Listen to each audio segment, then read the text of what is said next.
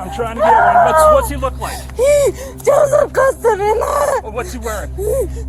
He's wearing a gray sweater. I don't know. This is the exact moment a woman realizes the man she's been sharing her life with is a monster, one who quite literally hid in her own house that very night.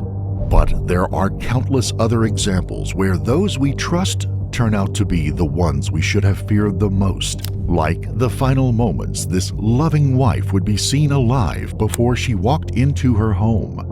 Or when this devoted husband turned a Texas maternity ward into a killing field. Tonight, we're talking about the real monsters, the husbands and lovers who walk among us. Welcome to the Halloween special that reminds us the scariest stories are the ones that really happened. She just went out for a quick stroll in the evening. She had no idea what or who would be waiting for her. Did she just disappear, or is there something more sinister waiting for her in the darkness? She was a promising young woman, a hard-working student, and suddenly she went missing. What happened to Jasmine Cigarroa? Jasmine's friends and family feared the worst, and the Denver Police Department seemed to agree, as their investigation led them to suspect something terrible had happened to her. Someone close to Jasmine could be responsible for her disappearance. So we were sleeping here, and we'd appeared a big boom above us. It was over her husband, because she didn't know if to divorce him or not, because they had an argument those 3 months ago where he tried pulling her out of the car. She just told me I have a confession to make. I haven't been completely honest with you. I've been in an abusive relationship with Johnny.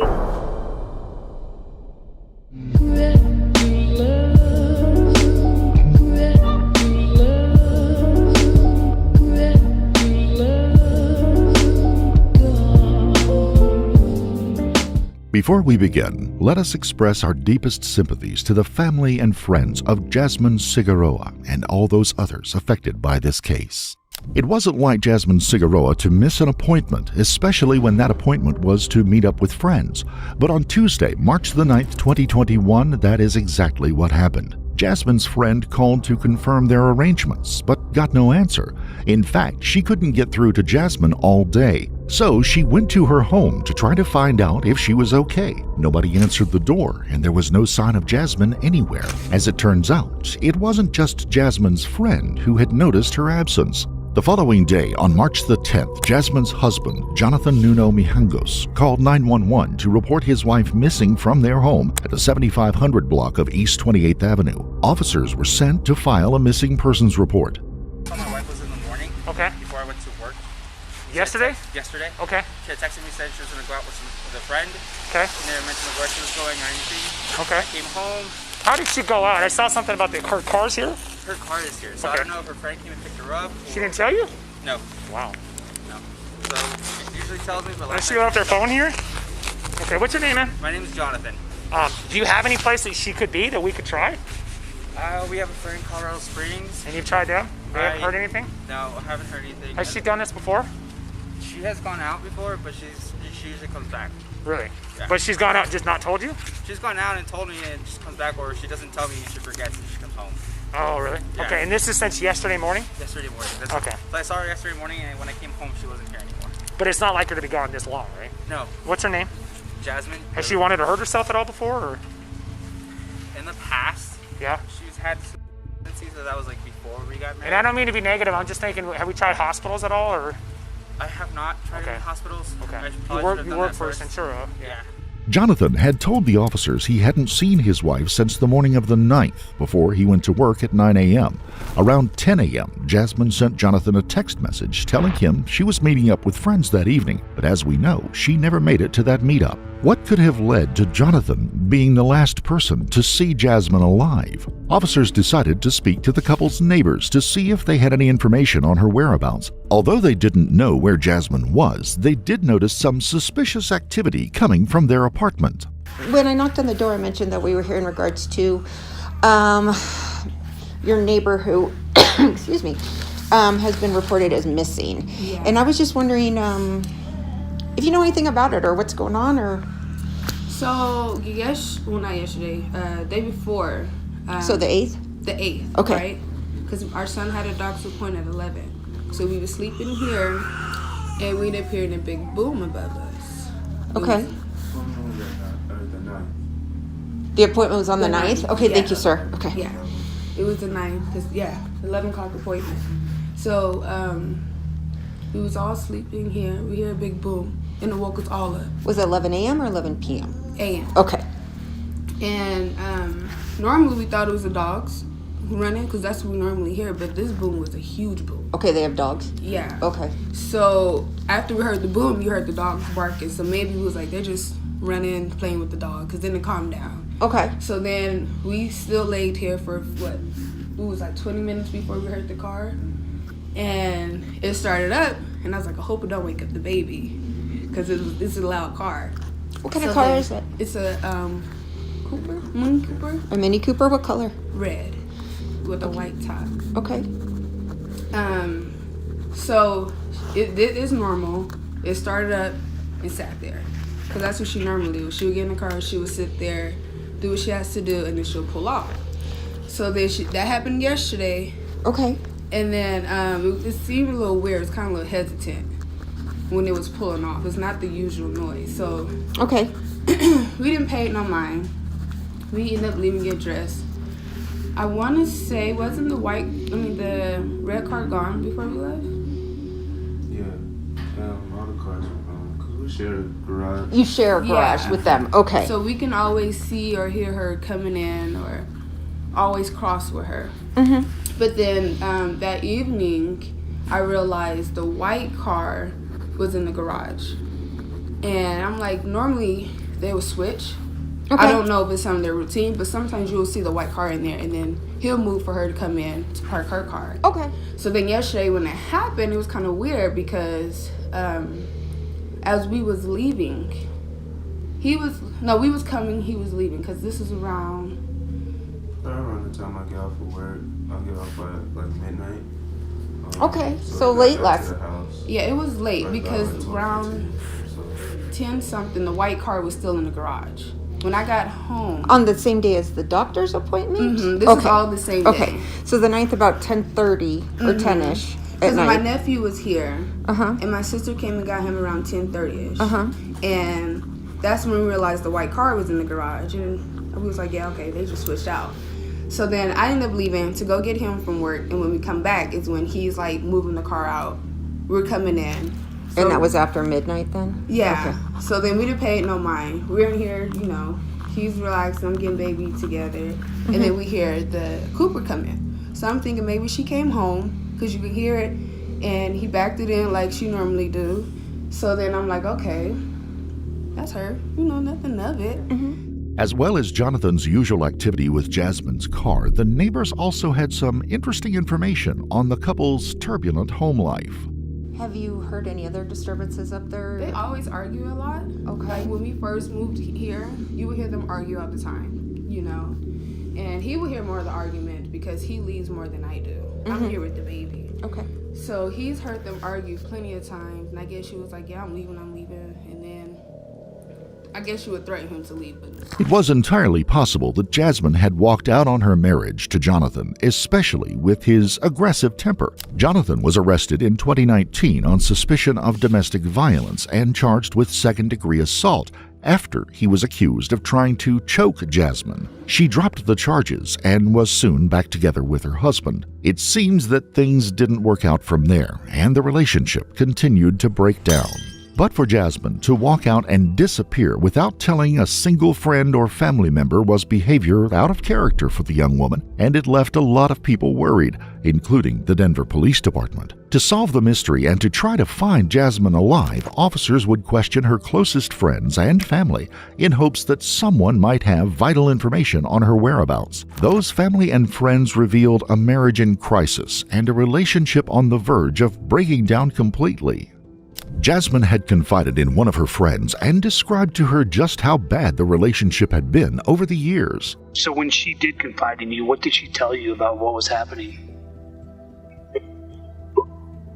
She just told me I have a confession to make. I haven't been completely honest with you. I've been in an abusive relationship with Johnny. and I've gone to the hospital a few times because of it.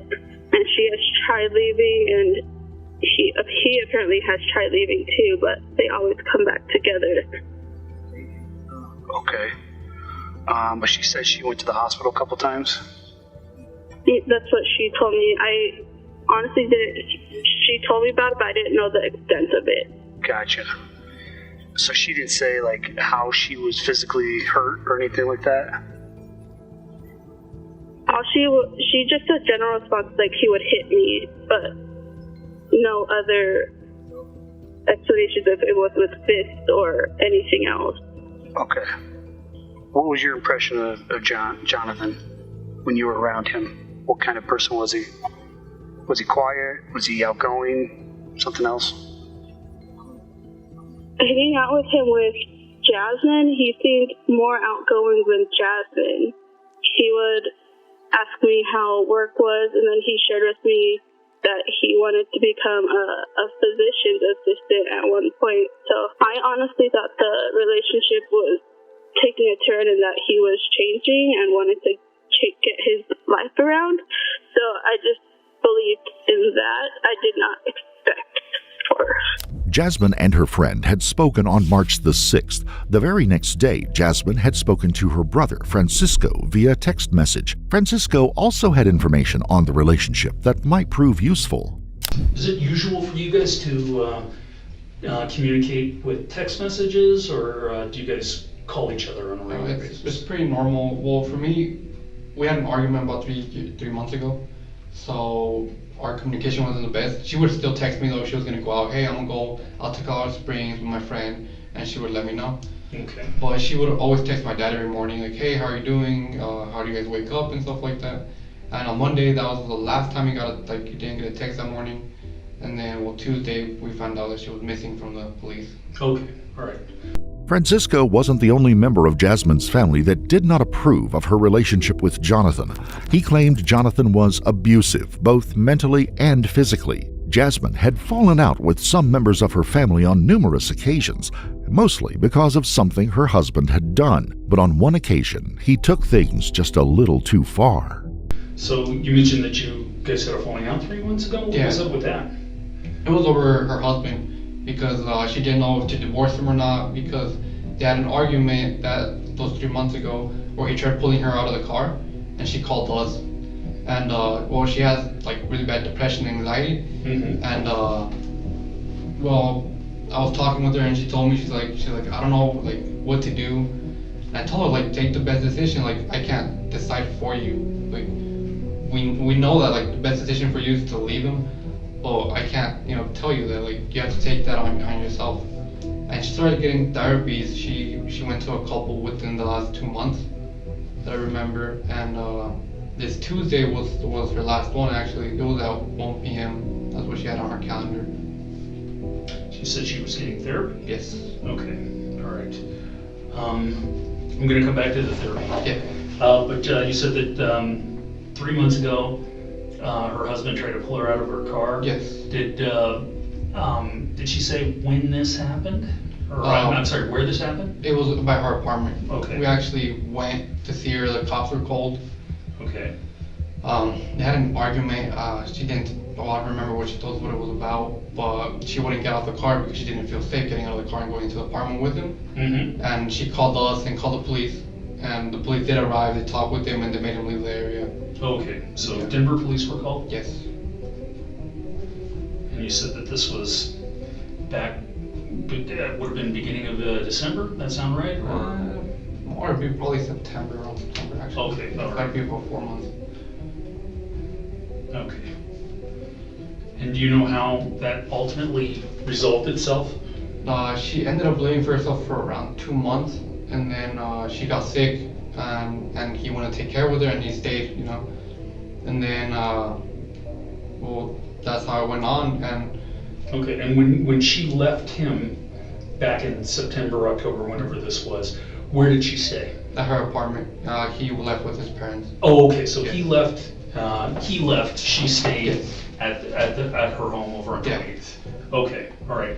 It was clear that Francisco didn't like Jonathan, but it is unlikely he would suspect him of being involved in his wife's disappearance. That was until he paid a visit to their home and noticed something out of the ordinary. After you talked to Jonathan, you went over, got his permission, got his key, Yeah. went back to their address over at 28th. Did you see anything out of the ordinary there? No, everything seemed fine. I mean, the only weird thing is that her stuff was there. I also didn't find any of her shoes, which was kind of weird. Okay.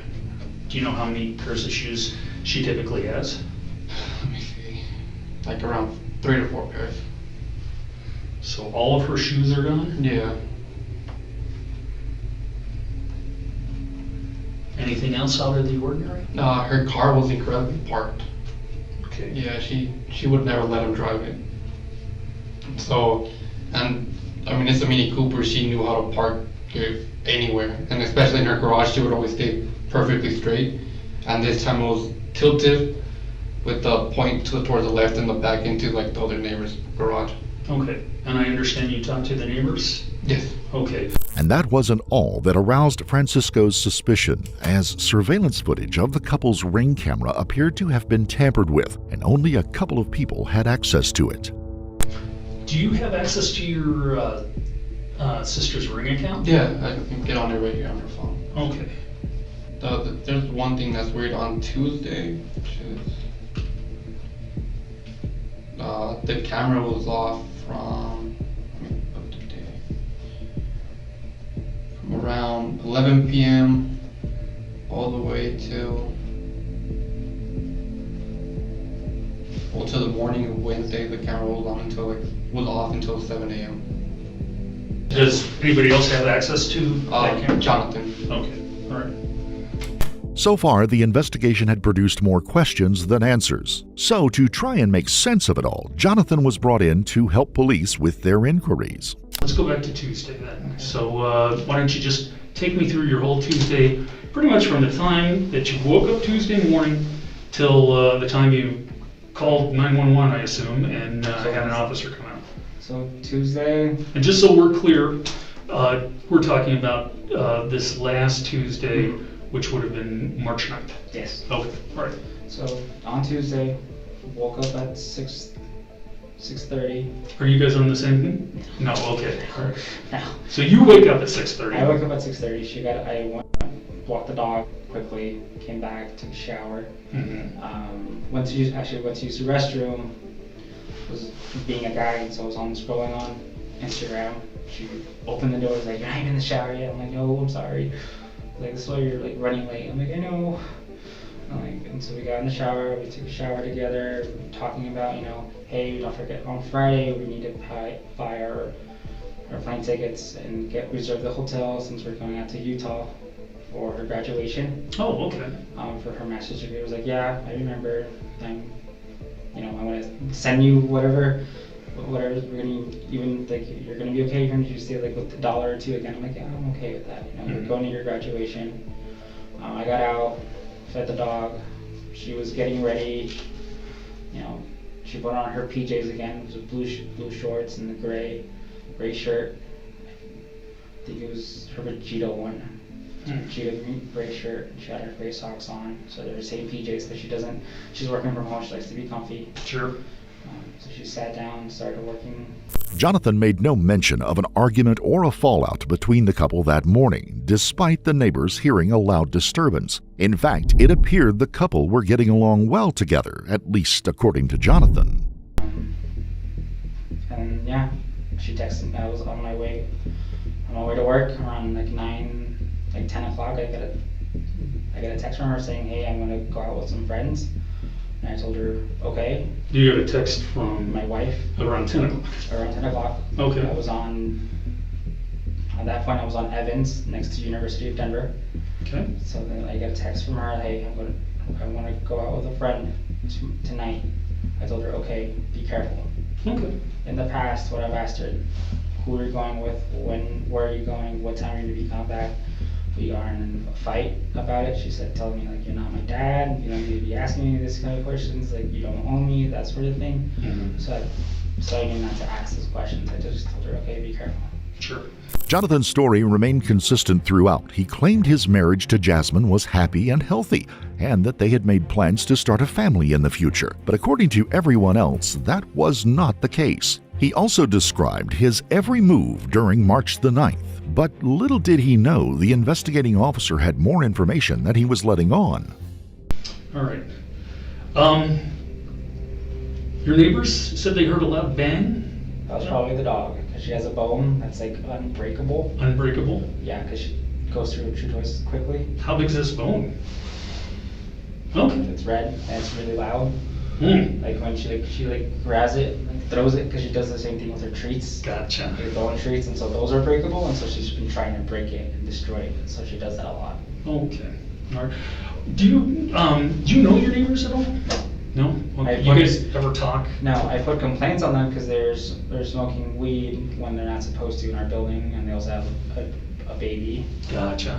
And that's the bottom one. Bottom ones, okay. The new ones I haven't even spoken with them. Okay. Before long, Jonathan's story began to slowly unfold as he was outsmarted at every move. She sent you a text on Sunday? Not Sunday. Not Sunday, okay. She sent you the text on Wednesday? No. Okay, on Tuesday, I'm sorry. Too many days here. Tuesday. All right. Okay. Do you have your phone with you? I do. Can I see that text? I don't have the text anymore. Oh, okay. What happened to the text? I just went through my phone and I go through my phone like every month and I just delete messages. Oh, okay. So this do you is have my mom, my coworker, because she said, hey, there's someone, hey, Evan, you want me to tell you there's a cop or another guy standing right next to your car. Oh, okay. Talking about the truck or some ish. Coworkers, because one of our coworkers is leaving, so we want to plan a party, and then my dad saying something about me being the account of their Sam's Club thing. That's it. Okay. And then the only messages I have, I don't even have any like Facebook messages from her. I emailed her today. That's it. If you want to see that.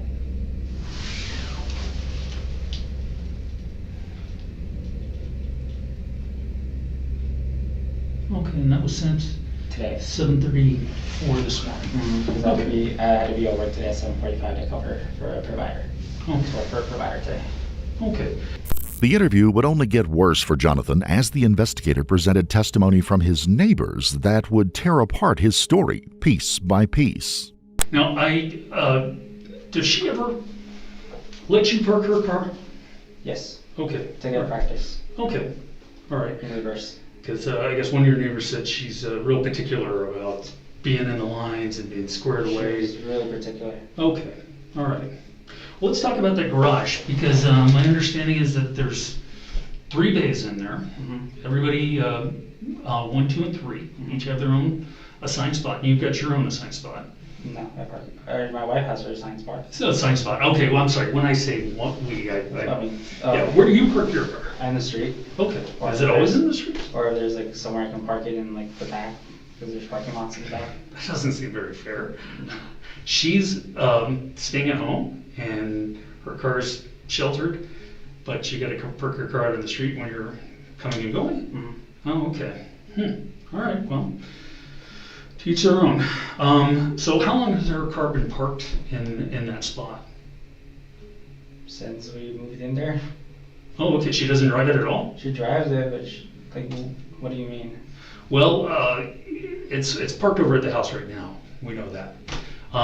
Did she last park it, or did you last park it? I last parked it. You last parked it. When did you last park it? I don't even remember. Okay. Maybe Monday? Monday? Yeah. Okay.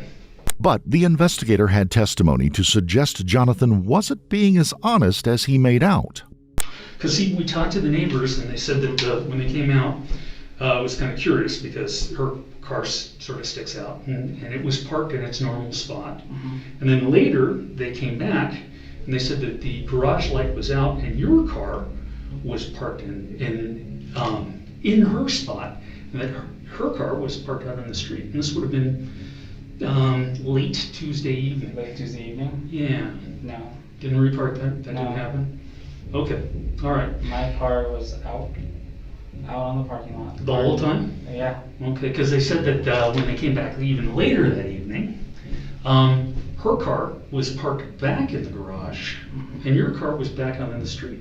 No. In fact, they said that they saw you out by your trunk. No. No? Okay, I'm getting confused signals here because you just nodded your head yes, and then you said no. No, I did not. Okay. All right, so you're saying that it was somebody else that was in your trunk after midnight? My car was never inside the garage. Okay. The only time it was in the garage was 4 or 5 months ago when she left for a week to go to Colorado Springs. Okay. And that was it. Okay. And your car was parked on the street then? Yes. Pretty much from the time you got home till the next morning when you went to work? Yes. And you went to work at what time this morning? I went to work this morning at 7:45. At 7:45? Yes, Okay. because my boss wanted me to go and work with another provider whose first appointment, his first patient was today at 8 o'clock. And that was more important than your wife being gone all night long? My in-laws have already made flyers. They're doing a search thing that I couldn't go to. I don't know what else to do but remain calm and just wait. What else can I do? You can start by telling me the truth. I am telling you the truth. I don't think you are telling me the truth. I am telling you the truth. Listen, I understand relationships are hard. People lose their temper. They go off. It's difficult. If you love this woman, if you really love this woman, you'd do just about anything to find her, right? Yes. Okay, so start telling me the truth. I am telling you the truth. Okay. Well, tell me where you went Wednesday morning. Wednesday morning? Wednesday morning. Wednesday morning, I didn't go anywhere. I went to work. I called the police officers. They came. I left to work at 7:50. Okay. And I went to work. Back to work at 8:25. You didn't leave home shortly after midnight? No. Okay. Jonathan stood his ground and was adamant that the neighbor's testimony wasn't true. He claimed that he was home on the evening of the 9th and stayed there until he went to work the next day. But Jonathan had no idea that the Denver Police Department had already analyzed his cell phone data, and it told a different story altogether. And you've already told me that no one else uses your phone and your phone was with you? Okay. Do you know how cell phones work? Yes. Okay. Tell me, maybe in your own words. They are with the satellites. Not No. satellites, with the phone lines. Cell towers. Cell towers. Yeah. So you realize that even if your phone isn't receiving calls, it's constantly searching for a tower. And it's constant. And when it hits that tower, it gets information. And that sort of makes a trail. Okay. So we've got your phone leaving your address shortly after midnight Wednesday morning, heading eastbound on I-70. And you're telling me nobody else had your phone? No one else had my phone. I didn't leave my apartment. Okay. And how do we explain this technology? But I did not leave my apartment. I am not lying to you. I want my wife to come home. I don't know what else to do. Start by telling me the truth. I am telling you the truth. Your story is not making any sense. And no reasonable person is going to look at this and say, this makes sense. Like I said, if you guys had a falling out and something happened, now is the time to get it out. Because people make mistakes. And this investigation isn't going to go away. And we're doing a lot more than just checking your house and your car and her car. And I'm not going to go into details as far as what we're doing. But now is really your opportunity. If you made a mistake, I now did is not the... make a mistake. I didn't do anything. I did not. And if I'm not under arrest or anything, I want to leave. So I can at least go and do something to find my wife. Now you're interested in finding your wife? I've always been interested in finding my wife. You didn't even go in the bedroom when you came home. I don't usually go into the bedroom if I don't need to go into the bedroom. You don't normally sleep in the bedroom? No. Have you been sleeping on the couch? No, I have not. Okay, do you guys normally sleep in the same bed? Yes. Okay, is there some reason? But Tuesday night, I was worried I didn't want to sleep in the bedroom. I wanted to sleep in the living room. Wait for her in the living room. Again, that makes absolutely no sense to me. But I do believe you when you say that you went to bed around 1 o'clock. That much is true, because that's what time we have you coming back. Shortly before 1 o'clock. Cell phone data placed Jonathan at East 26th Avenue and Powhatan Road between 12 a.m. and 1 a.m. That area was a fairly quiet road and was the perfect place to go for anyone who might want to try to hide something. The Denver Police Department knew this and suspected that's where they would find the answers they were looking for. I think you guys have been fighting a lot, and I think things were not going well, and I think at some point a line was crossed. Somebody might have been hurt, it might have gotten worse, and I think now you are doing everything in your power to try and hide that. No.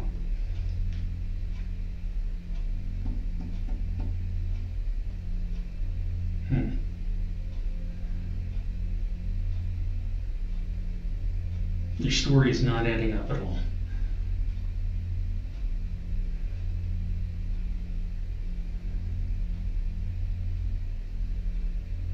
Listen, I don't think you're a bad guy.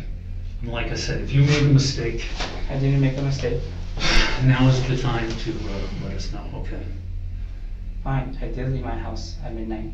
Okay, what happened? I just drove. I drove and I just drove. That's it, that's all I did, I drove. I couldn't see.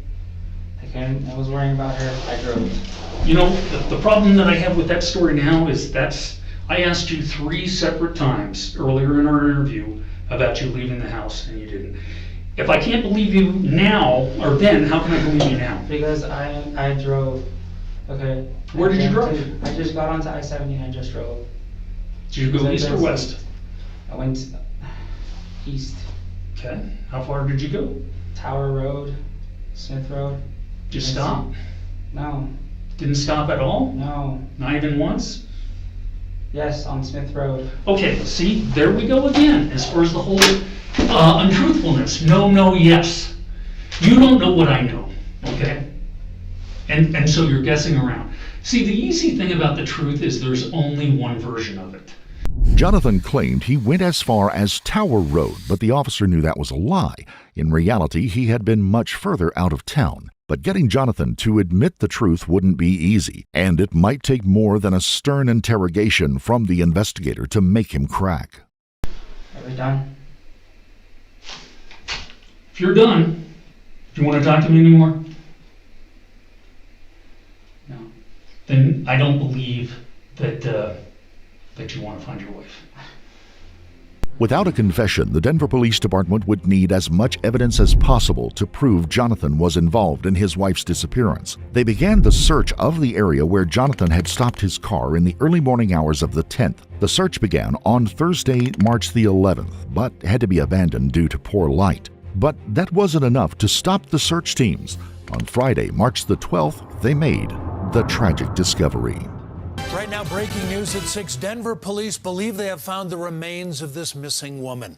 24-year-old Jasmine Cigarroa was last seen on Monday near Denver's Central Park neighborhood. The remains were found in Adams County.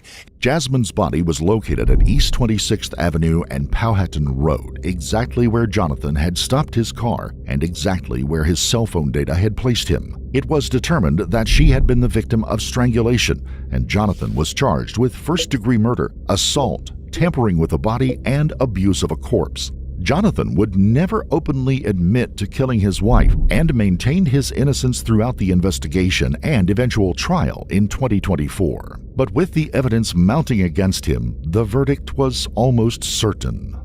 Guilty, that's the verdict for a man in Denver charged with murdering his wife 3 years ago. A jury found Jonathan Nuno Mijangos guilty of first-degree murder this week.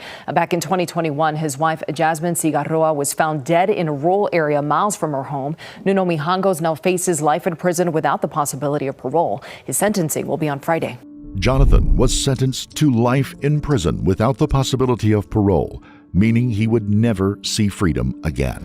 There is nothing that will ever bring Jasmine back, but hopefully Jonathan's lengthy prison sentence will bring some comfort to her loved ones. Sometimes it's hard to give up on something you love. Sometimes it's hard to say goodbye to a special person. Sometimes that slips into a level of madness that leaves a lingering stench of evil.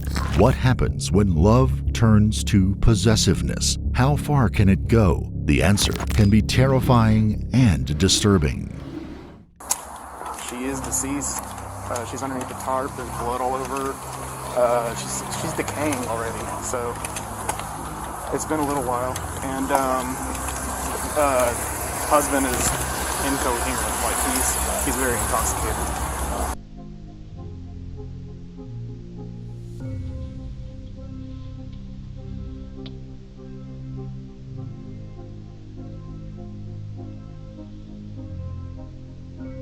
That's 34-year-old Christopher Robertson on the floor of the Fort Worth police station. His wife was found murdered only 2 days before this footage was filmed. She was found by Christopher's brother after he came home and noticed a foul smell in the house. But that isn't Christopher mourning for his wife. He's realized he could be going to prison for a long time after being arrested for her murder. Did anything happen with your wife? No? Do you know if she's okay? Huh? Yeah, she should be. She should be? Yeah, he's been drinking on and off for a while now.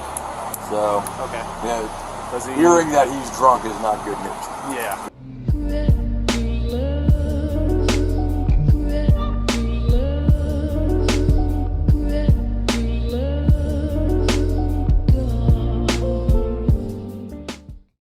Before we begin, allow us to express our deepest condolences to the family and friends of Crystalline Robertson. There seemed to be no explanation as to why Christopher Robertson was so drunk when his brother Eric arrived at the home on the evening of March the 19th, 2024. Eric had been staying at his girlfriend's house for a week, but as soon as he returned to his home on the 5500 block of Whitman Avenue in Fort Worth, Texas, he knew something was terribly wrong.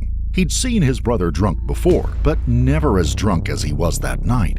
Christopher's wife, 34-year-old Crystalline, appeared to be absent from the house, which was highly unusual as she spent most of her time indoors. There was also a strong, foul odor that was an immediate cause for concern. The source of the smell soon became clear to Eric when Christopher entered his bedroom.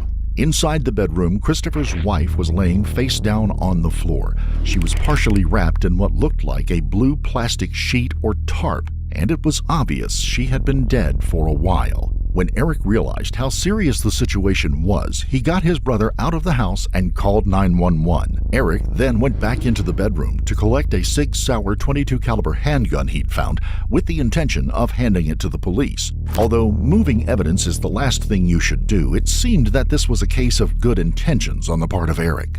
By 9:40 p.m., the Fort Worth Police Department arrived at the house, and Officer Mendoza was one of the first responders to the scene. But making any sense of Christopher wasn't going to be easy. What's going on, man? What's happening? I tell you, at the funeral, we're outside on the porch, and they're talking to my brother now. Did you drink last night? Woke up this morning, called my buddy, he asked me to move, so, drink some for him. Okay. We have a police officer for that. What do you do? So you said you went drinking last night and then you woke up? Oh yeah, and move for the stuff drink some more, but it's not all for me. Okay. You have any health problems? Do you have like diabetes or anything? When Officer Mendoza stepped inside the bedroom, he found Crystalline was naked and covered in blood. There appeared to be a mark or a bruise on her neck, but it was impossible to see Crystalline fully as the tarp was covering most of her body. But what Officer Mendoza could see was decomposition was setting in, which meant Christopher couldn't have seen her only a couple of hours ago as he claimed. Was Christopher lying, or was he just too drunk to remember? Were those scratches and marks on her body simply an accident or something more sinister? Let me get you Come on. Don't fall. Don't fall. My glasses are there. Okay, that's fine. Come on, we're gonna walk over this way. Yeah, we need to secure him somewhere. Yeah, let's get him.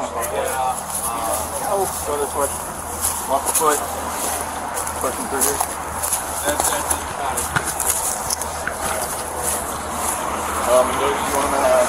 You can put him back there, or we can put him on a curb. It doesn't matter.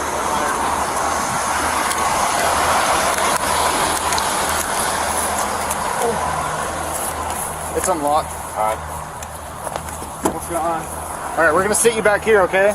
Until we can get some more information. Get the light on her? I got it. Go ahead and sit down now. Here. There we go. It's too easy, right? Alright, give me a sec.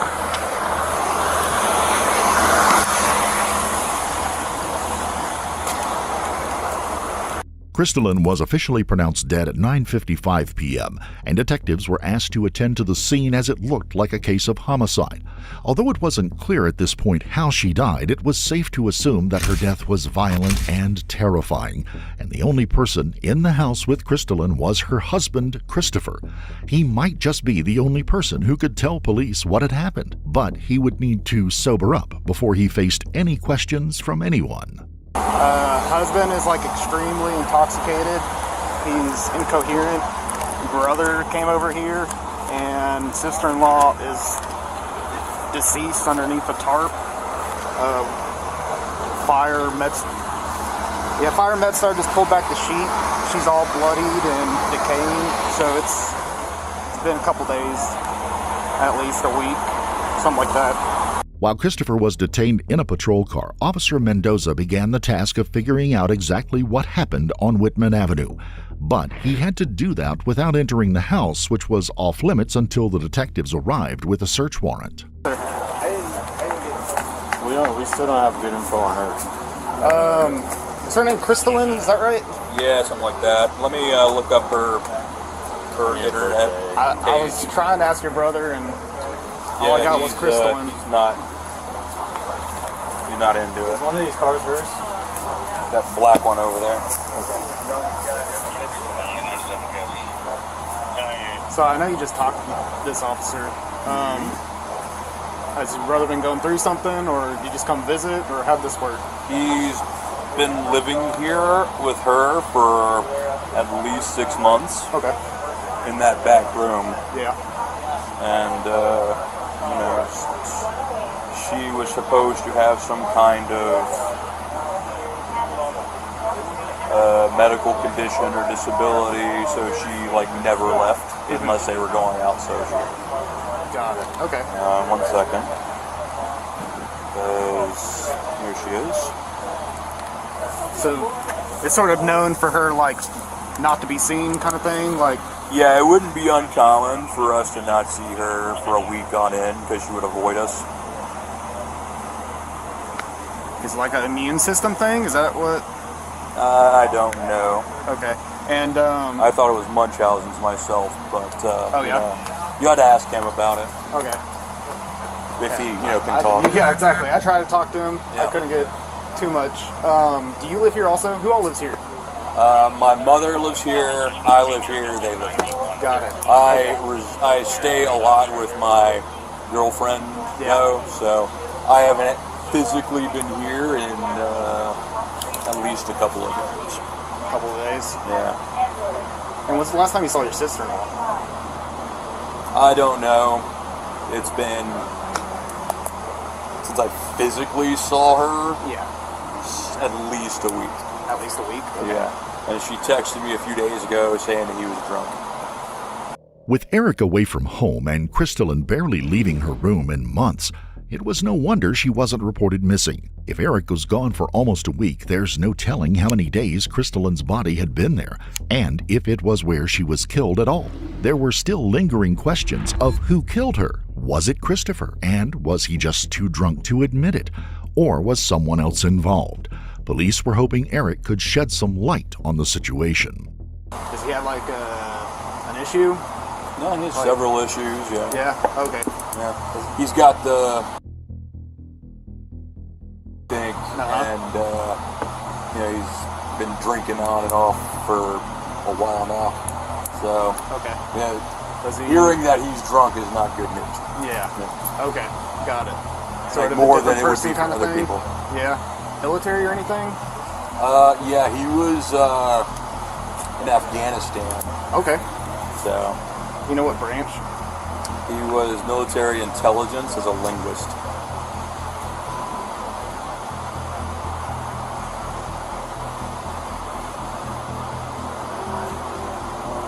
Okay. You know, do you have a timeline for that? Like how far back that was? He returned back to Fort Worth with a discharge in 2016, if I remember right.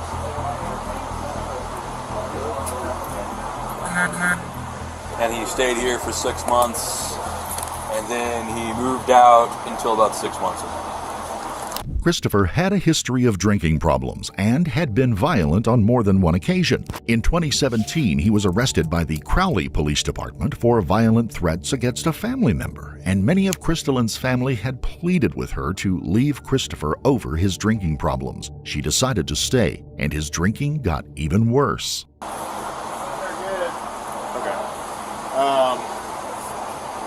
But has there been anything up with him, like that you've noticed? Do you see him often? I see him more often than her, but they both wanted to avoid us because, you know, basically our position was that they should be paying more of the bills, and so we're running them up. Okay. And they more or less didn't want to pay them, you know. So the last I texted him was I noticed some like liquor bottles were empty that didn't belong to him, and he said he would make it up to me. Okay. But that was via text, you know. He's not a big verbal dude, and you know, last time that I heard his voice before today, like he was basically saying that he wasn't happy with the situation because. You know, got a disabled wife and got all these kids and all these dogs and yada yada yada, and I was just like, okay, but you don't own this house, so quit yelling at us. You know what I'm saying? Like this isn't your place. So that was. I didn't say that though. I was just like watching him, and then eventually he shut up and went to the back room. So, but because of that like tension. Like they actively avoided both me and my mother, but especially. Okay. And did you get back today? Is today when you came back? I came back here around 8:45. I had worked until way after 7, and I had to stop and get fuel. So I've got a receipt with a time stamp on it. Okay. For when I was at the gas station, and I think on a previous occasion I might have noticed some kind of smell that wasn't correct. But, you know, they have their dogs and there's 2 other dogs, you know, and if he's drinking he might have vomited or something, you know. Okay. So I'm not 100% sure about that, but, you know, dead bodies smell. So. You know, as soon as I like walked in, I was like, "Oh, did we catch a rat or something?" You know, and then like I see him stumbling. You know, I've never seen him in a condition like that exactly. You know. From Eric's recollection of life with the Robertsons, it was clear that their relationship had caused a lot of problems, and their home life was a mess. This left both Crystalline and Christopher fighting bitterly over the custody of their children.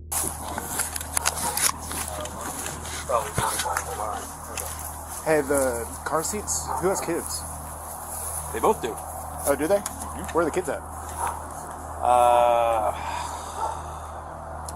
He has 2 children with his ex-wife. Okay. She has custody of them. She has a total of 5 children. One of them is an adult, and one of them is a young woman who's almost an adult, and 3 of them are prepubescent girls. Okay. And they are in the custody of their father. Okay. And I think that they don't have. Yeah, he's got like the custody, and she would be the non-custodial parent on it. I think all 5 of them. Okay, so just every once in a while she has them? Or one of them is an adult, so. Yeah, 2 or 3 weeks ago, they were here for the weekend. I think they were here for like extended period during spring break. Oh, okay. Yeah, so. Okay. It's scary to think that if their children had been visiting at the time, they may have become victims as well. And if Christopher was too drunk on a regular basis, there was no telling what he might have been capable of. So technically we're both free to go, but we can't go in the house, right? Yeah, so the warrant was just signed. Okay. So we're about to get everything started. Okay, Did the Sorry, did the detective tell you what he wanted you to wait around for? Said we can't go in the house. Okay, well, yeah, okay. So, he's asking to go get a Coke or something. Hey, Chris. Stay car, kid. Yeah. You got it? Yeah, I was just readjusting the seat.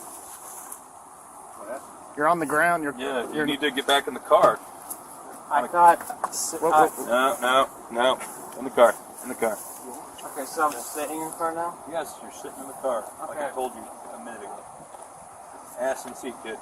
Okay, I thought I was supposed to move the... No, you're supposed to move your ass into the seat. And now you're supposed to stay in the seat. Yeah, he wanted to get something to drink or something, so I was going to go down to the gas station and get him a Coke or whatever, but okay. I don't know about that. I have some waters in the back of my car. I don't know if that would be okay for him, or... It's going to have to do, I guess. Okay.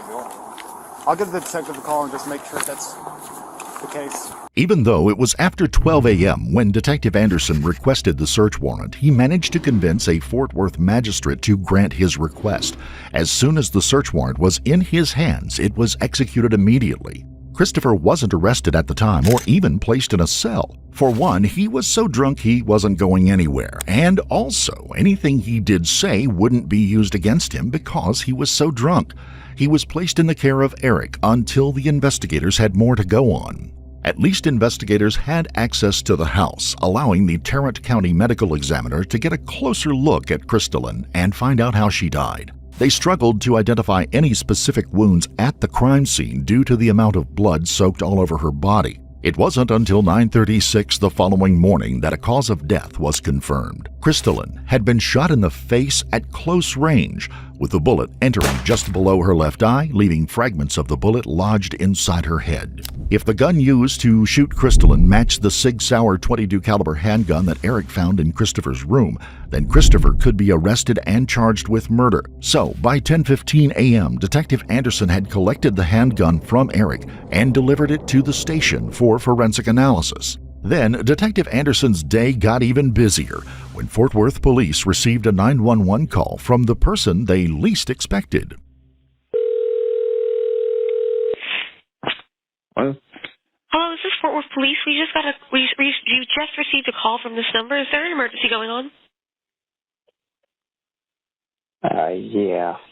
There is? Yeah. Okay, what's going on? Whoa. What's going on? It's you and me. Hello?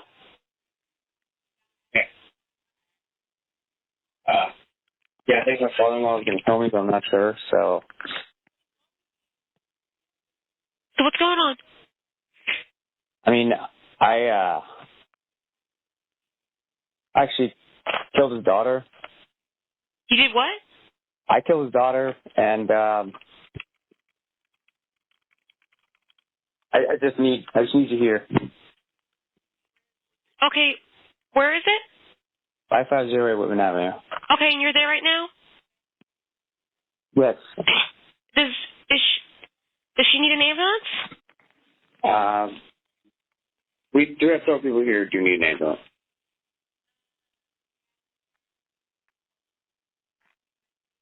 So does she need an ambulance? We're gonna need. We've got like one casualty. You're gonna need what? 3 casualties. There's nobody here, dude. What are you talking about? It's you and me. We're the only people here, alive or dead. It's you, me, and the dog. Okay, apparently I was mistaken. There's no intruders. Okay, I hear another voice. Does she need an ambulance? No, there's nobody here. No? Okay. So what's your name, sir? My name is Chris Robinson. It appeared that Christopher's hangover had worked wonders, and overnight he had had a change of heart. He admitted to killing his wife and insisted on being taken to jail to protect him from Crystalline's father and the potential repercussions.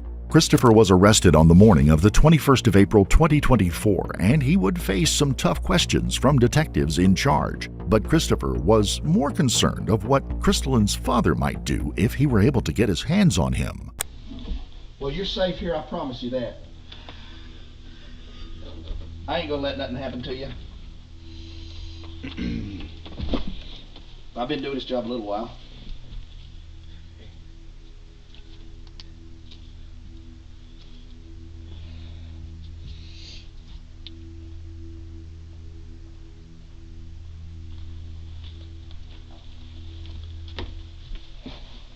All right. Chris, like I said, you remember my name? Detective Anderson, Detective Sullivan. So we're kind of in our office. We kind of want to go a little bit, a little bit more in depth, just ask some additional questions. While we're down here, though, have you ever had the Miranda warning read to you? I know you said you wanted to get down here, get away from everybody. Is that correct? You don't want to be around those people. You don't want them to have access to you. No, I've tried to take it out last night because I just screwed it up, and they're like, well, now we have to kill you. Well, here's the thing. So things have changed. So we're going to keep you, okay? We're going to keep you here. We're going to charge you with murder. So, and then you won't go back out there. Do you understand that? And then maybe that'll help keep you peace of mind that these people can't get to you that way, okay? Does that sound better? So I want to read a Miranda warning to you. Then I'd like to just ask a couple other questions. Do you have a problem with that? Okay. As Christopher wasn't going anywhere anytime soon, he decided the best thing to do was to cooperate. So, I just want to establish, you said you and Chris, do you call her Crystalline or Chris? Or what do you call her? I call her Crystal, but her full name is Crystalline. Okay. You said you and Crystal, y'all been dating since school. No. We just liked each other. Okay, liked each other. We didn't try to, get romantic until our teens, and there was some sort of misunderstanding, so we went our separate ways. I see. I got married, she got married. I joined the military. I didn't really talk to her, so I got back out of the Army. I was kind of in a bad way because my first marriage just ended. You can probably hear all this. And then y'all got married about 5.5 years ago then? We got married in 2020. 2020? Okay. May 30th, because she thought it'd be real cute, right? Because she was born. 30th is the only day of the year where we're the same age. So she thought that'd be really cute. Okay. Plus, it's my birthday, our anniversary, her birthday. Oh, wow. There had been happier times between Crystalline and Christopher, and their romance was a long time coming. They had known each other since kindergarten and had even attended the same grade school together. They kept in touch throughout adulthood, and eventually a romance blossomed and the couple were married. But somehow it all went very, very wrong. And then, what day was it that you killed her? Do you remember roughly? Like I said, I believe it was April 4th. April 4th? Why that day so vividly? The only reason I really remember it now is because these people, they had the timeline better than I did because, like I said, I was drinking a lot, and after she died, I was so guilt-ridden that I started drinking more, and I even took some of her painkillers in order to kind of numb myself. Mm-hmm. Maybe the reason Christopher appeared so formal about the whole thing was because he had been living with his wife's body for so long, and he had come to terms with his actions. Or maybe he just had no remorse at all, because for over 2 weeks, Christopher kept his dark secret from everyone. Yet, during the interrogation, he tried to convince the detective that he was sorry for his actions. But the detective was more interested in the events of April the 19th. And then how was it? I think we've asked this. Did Did you shoot her once or twice? Do you remember? I shot her once. Okay. Do you remember where at on the face? I believe it was like right about here. You're pointing kind of to the right eye. All right. What happened when you shot her? You said she was sitting in a chair earlier. Is that correct? She was sitting in a chair. I was sitting in a chair. We were facing each other, kind of like Mr. Sullivan and I. And you know, I shot her, and then she just slumped over and fell down on the ground. And you know, immediately I was like, "Oh my God, no!" And you know, I tried to shake her and see if she was still alive, but of course, signs of life started fading pretty quickly. And you know, I cried a little bit, and then you know, I just got like rip-roaringly drunk that night because I'm like, you know, trying to come to terms with what I did, and I still hadn't decided on whether I was going to turn myself in or not. As we know, Christopher did not turn himself in, despite the fact he was so allegedly remorseful. But he did leave his house to pay a visit to a couple of local stores. His shopping list had some telltale items that could indicate Christopher was a cold and calculating individual who planned to dispose of Crystalline's body after he killed her. Where did the blue tarp come from that she was in? Blue tarp? Like a tarp? Wasn't she in like a tarp or something? Or a shower curtain? She's in a shower curtain. Okay. I think I just got it from like Dollar General. Okay. And then you also said something about who was telling you were going to cut her up and put her in the backyard or something? I mean, I was considering it because I you know, like I said, I hadn't worked up the courage to turn myself in yet. I was like, well, what am I going to do? I was like, I could try to dispose of the body. I was like, but that's a terrible idea because she lives here with me, with other people, and she's young and has kids, and a lot of people love her, and they're going to start questioning where she is pretty quickly. Right. You had mentioned something about you'd bought a saw or something, correct? Yes. You bought that where? At Harbor Freight. Did you buy the saw and the shower curtain or tarp together, or? I think I bought them the same day, but obviously different stores. Different stores. Okay. Did you pay cash or credit card? Do you remember? I think just a credit card. Thinking about disposing of a body is bad enough. Planning it is even worse. But to go out and buy the items needed to do the job suggested that Crystalline's murder could have been planned all along. Has anybody been trying to look for her? Like any family of hers? You mentioned she has family. Has anybody? Because let's see, we're in April 21st now, so that was a good 17 days ago, almost 3 weeks ago. Well, like I said, my older brother has been extremely suspicious. You know, he keeps trying to like get into my room because after a couple of days not hearing from her, because like we live in the same house, so obviously he should just see her around periodically. But like I said, I don't know if he actually was thinking that or if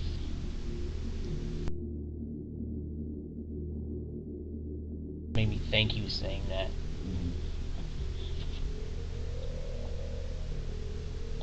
So like you're talking about a wood saw, like a kind of like a hand saw like that?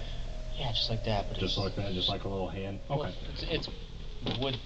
A wood handle? The wood is brown. So. Oh, wood is brown. Okay. Were people telling you to go buy that stuff, or was that you thinking that on your own that you needed to do that? No, that was just me, you know, basically being a giant pussy about coming in and thinking like, you know, like I said, that was like maybe it would be better to get rid of her, but I'm like, that's a terrible idea. Christopher might have told the detectives he thought it was a bad idea, but it was plausible to think that he might have disposed of Crystalline anyway had he not been caught for a few more days. The night her body was found could have been the night Christopher planned to dispose of her, and that would explain why he had gotten so drunk. But explaining how Crystalline had managed to send messages from her phone after she was dead would be much harder for Christopher to explain. You remember me the other night talking to you? Briefly, like you were extremely intoxicated. That's why I didn't really ask you anything. Do you remember me at all? Yeah. Okay. Do you remember the police being at your house? Yes. Let me ask one other question. Have you been using her phone to communicate with her dad, like text her dad and stuff? No, I don't know the password to her phone. What type of phone does she have? Samsung Galaxy Note 20 or something. Okay. It's very nice. Where's that phone at? It's sitting on my desk at home. Okay. And then your phone, what type of phone do you have? An S21. But there's no evidence on this because I just wiped it. And suddenly, Christopher found himself backed into a corner with no chance of escape. What should I tell her dad if they ask me anything? I don't know. Are you sorry for what happened? Yeah. Do you understand that it was wrong, what happened? Yeah, obviously. Super wife.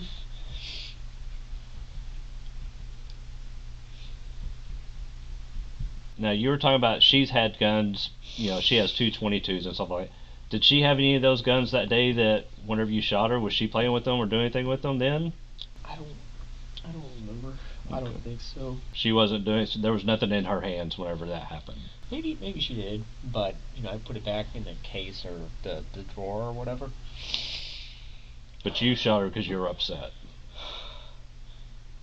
Yeah, just we've been fighting for a while now. Like I said, our last house, rent kept going up, and she, was unable to work because she got sick, which just put additional financial stress on us.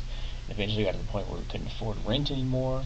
And I thought maybe if we stay with, her dad for a couple of months, then be able to get back on her feet. I think this thing is dead now, so I don't know if they can listen. But you want me to get it out of the room so they can't? Well, I also, like I said, a factory reset it, okay. So I don't know. Hopefully they haven't got a hold of it. I really hope so. All right, well, give us a second. We'll leave that door open, okay? And then we're going to work on trying to get you into a jail cell so that they can't get to you, okay?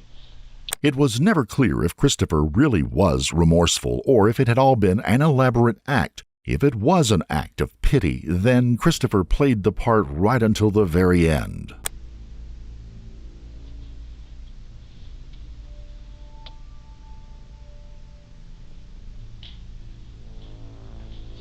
You still doing all right, Chris?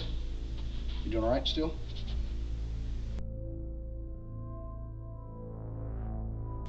Well, I think maybe I don't see it in there. It's in there. Okay. Just don't do anything. Just we'll help. Maybe the jail will help you get that out. Okay. What's going to be the best thing that can help you? You think? Just give me that jail cell alone. that would make me feel better. Okay. I'll talk to you.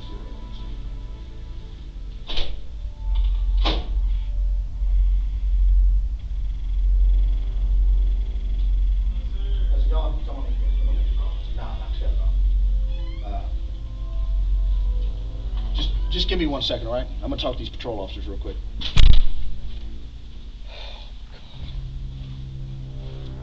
I'm sorry, what's your first name again? Christopher, right?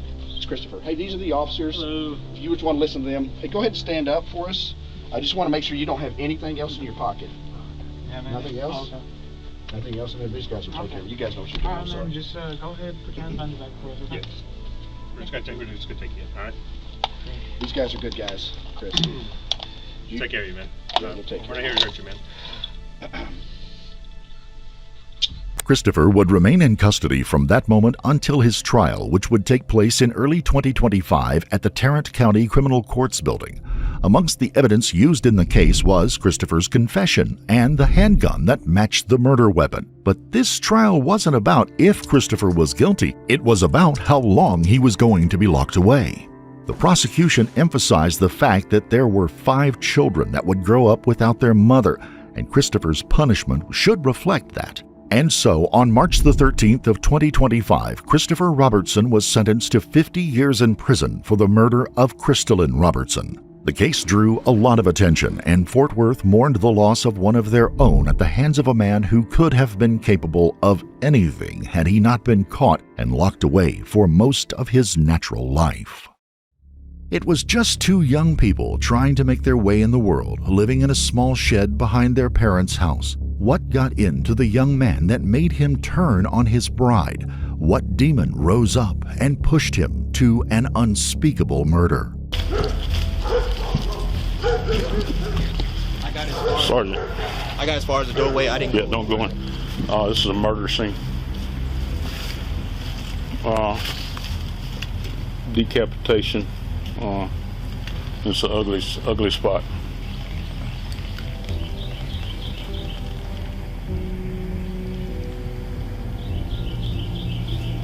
Blake said her head is somewhere else in the tub. Okay. Okay. Okay. Stay right here, Earl. Nobody goes in there. Deputy Randy Lewis of the Waller County Sheriff's Office had been dispatched to a nightmare of a call. A young woman lays dead and decapitated in a converted shed beside a family residence. One of the family's sons is cuffed and detained in a police car in the yard. The rest of the family separated and trying individually to figure out what happened to their daughter-in-law. Somehow, he's got to begin making sense of this situation. He'd been there just 2 nights before on an ambulance call, one that didn't seem like much of an emergency at the time. Let's step back for a moment and listen in on the 911 call made by 21-year-old Jared Dykus just 2 nights earlier. Waller County 911. Yes, this is Jared Dykus. Hello? Yes, Waller County, go ahead. I did a little bit of drugs and I need help. Okay, and what's the problem? I just don't feel well. Okay, and you said you took drugs? No, ma'am. I'm completely sorry. I don't know why I called.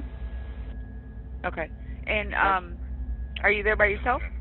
Is there somebody with you? Yeah, my family's here with me. Oh, your family's with you. Okay. Okay, so you don't. Hubert, Brody, everybody's here. Okay, but do you need an ambulance or no? Are you good? I need an ambulance. I got you. Okay, and how old are you? I'm 21 years old. 21. Okay. Are there any gates or any animals on your property? There's dogs. Okay, can y'all put those up? Yes, ma'am. They're inside. Okay, I got you. Okay, Jared, I'm going to have the ambulance on the way, okay? Okay, thank you. You bet. Yes, sir. Bye-bye. An ambulance with an EMS crew had been dispatched to the Dykus family home as well as a police cruiser. As the units are en route to the area, Jared calls 911 again.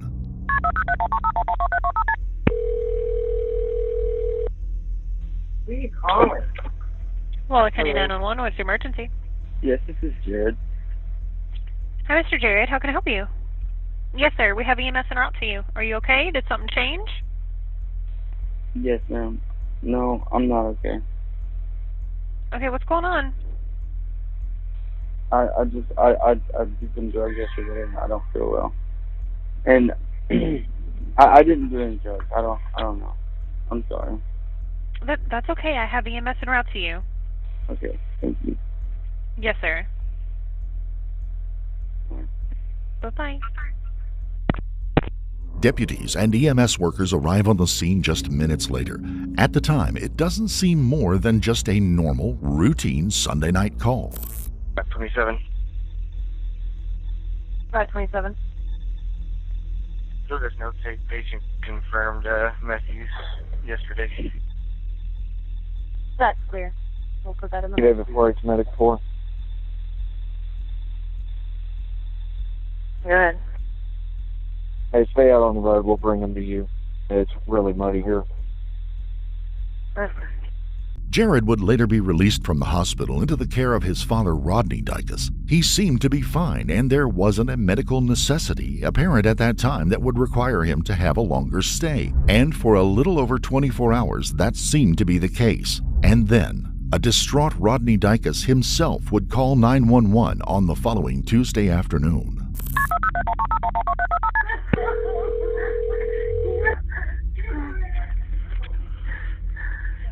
Waller County 911. Yes, ma'am. My name is Rodney Dykus. I need an ambulance, and please. Okay, what's going on? I don't know everything, but my son's wife is dead. Please. Okay. Please, I'll stay on the phone with Okay, are you on location right now? Yes, ma'am. Yes, ma'am, I am. Oh my God. Okay. I'm here. Where is he at? He's in my house. Okay, this is your He's house. in their house. They have a building on my property. Oh my God, please. Okay, and you said this is who to you now? She's my daughter-in-law. She's my daughter-in-law. Just, Okay, it's a female? yes. Okay, how old is she?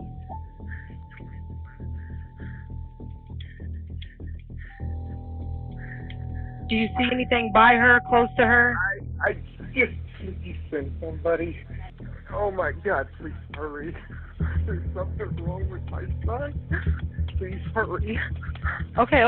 I'm He getting them. doesn't I'm have getting any them in. weapons. Please. I'm sorry. He has no weapons. He's in my house. He's laying on the floor crying. Please Okay. hurry. Okay. Oh my God, damn it.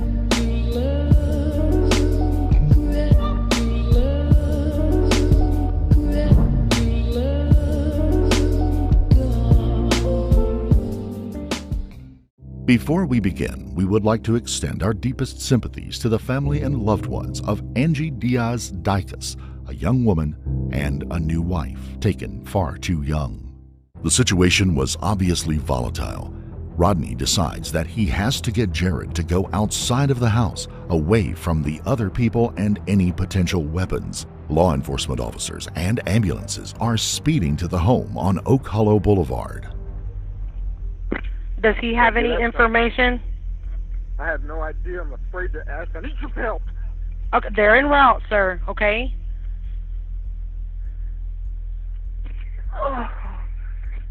Okay, so your son, you said the female's husband, correct? He was in the hospital a couple days ago? Yes, ma'am. Sunday night. Okay. And you said he was hearing things? He said he was hearing things. Not me, him. Right. He was sick. What had happened 2 nights before certainly weighs heavily on the situation. Somehow Jared is kept calm outside until the deputies arrive on the scene. They waste no time in cuffing the young man and securing him in the back of a police vehicle immediately. Deputy Lewis arrives just minutes afterwards. Where was old redhead? He was sitting down in this chair right here with his mom. Did he say anything to you? He didn't say.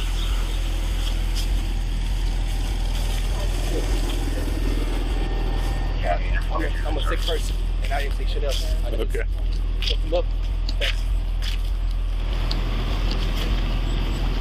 Y'all, I understand this is difficult. Sorry. I understand this is difficult. You want me to back off? Yeah, we're gonna need y'all to be separated right now. Okay, just in case, just until we get everything figured out. Yes, sir. You want to ID him? Yeah. Hello, ma'am. I'm Deputy Lewis. I think I've talked to you at the door here a while back about maybe some dogs or something. No, your son's truck. Remember I come knocking on your door one morning and I said, hey, you know where that truck's at? Could I get your name, please, ma'am? Terry Lynn Schubert. Deputy Lewis moves on and talks to some of the other law enforcement officers present and to the EMS workers on the scene so he could get a better picture of what had happened. My involvement is when I walked up, he was walking the red-headed guy. He asked me, we met about where that tree is. He asked me to put him in his back seat. I walked him over there and did. He didn't say anything and I didn't say anything. Okay. So, thank you. Deputy Lewis confers with another officer, asking if he has had any dealings with this family before. Apparently, the sons have been frequent points of attention to law enforcement, but never anything serious like this. I'm just identifying the folks that are here. I've been here. Have you ever been here before? I was here 48 hours ago. Okay. I've been here quite a few times. Oh, when he called the ambulance on himself? Yeah. Right. And I need to go get with Daddy real quick. If you don't mind, just I've asked, and they've been very cooperative. Just that they not go in the house while I'm over there talking to Daddy real quick. And So no one go in this house or the one that... Either nobody in this house. Nobody. Can I at least get my dog, put him on a leash and have him out here? Because they fight. Anyway, they don't have a way to separate them out. Separated. You just put him in there. Yeah, I know, but I mean... He didn't think he wouldn't be able to go in the house. Yeah. honestly. So you bring him out here, you're going to be able to tie him up where you're going to eat nobody? Yes, sir. Of course. Yeah. Promise. He ain't gonna eat. Man, I'll go in with him. Okay. 10 guys with guns here. I'm not going to let my dog run. Okay. Thank you. And now it's time to speak with the father, who is visibly shaken and well known throughout the community.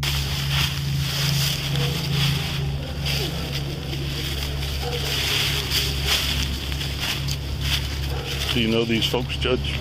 Okay.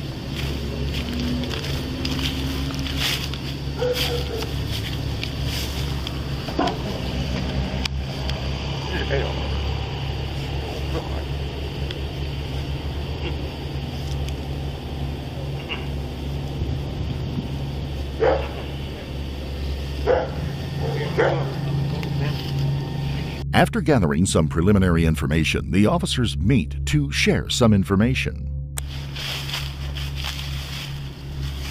Sergeant, I know you didn't want this at the end of the shift. Sir? I know you didn't want this at the end of the shift. Well, I hate it happened. They said that the deceased lady and old boy that's in the back seat of Dion's car got married last September. And all they know is her name is Angie, A-N-G-G-Y. But she works at Cheppy's, or worked at Cheppy's. So if she doesn't have any, I'm thinking, we ain't gone in there. Hopefully there's some ID in there, but they could ID her if there's nothing in there. And that's pretty much it. I didn't ask Mama or brother a whole lot. All right. Thank you, sir. All right, bye. I forgot to tell you, Sergeant, when I was just getting Mama's information, and I said, "Oh, I'm listening.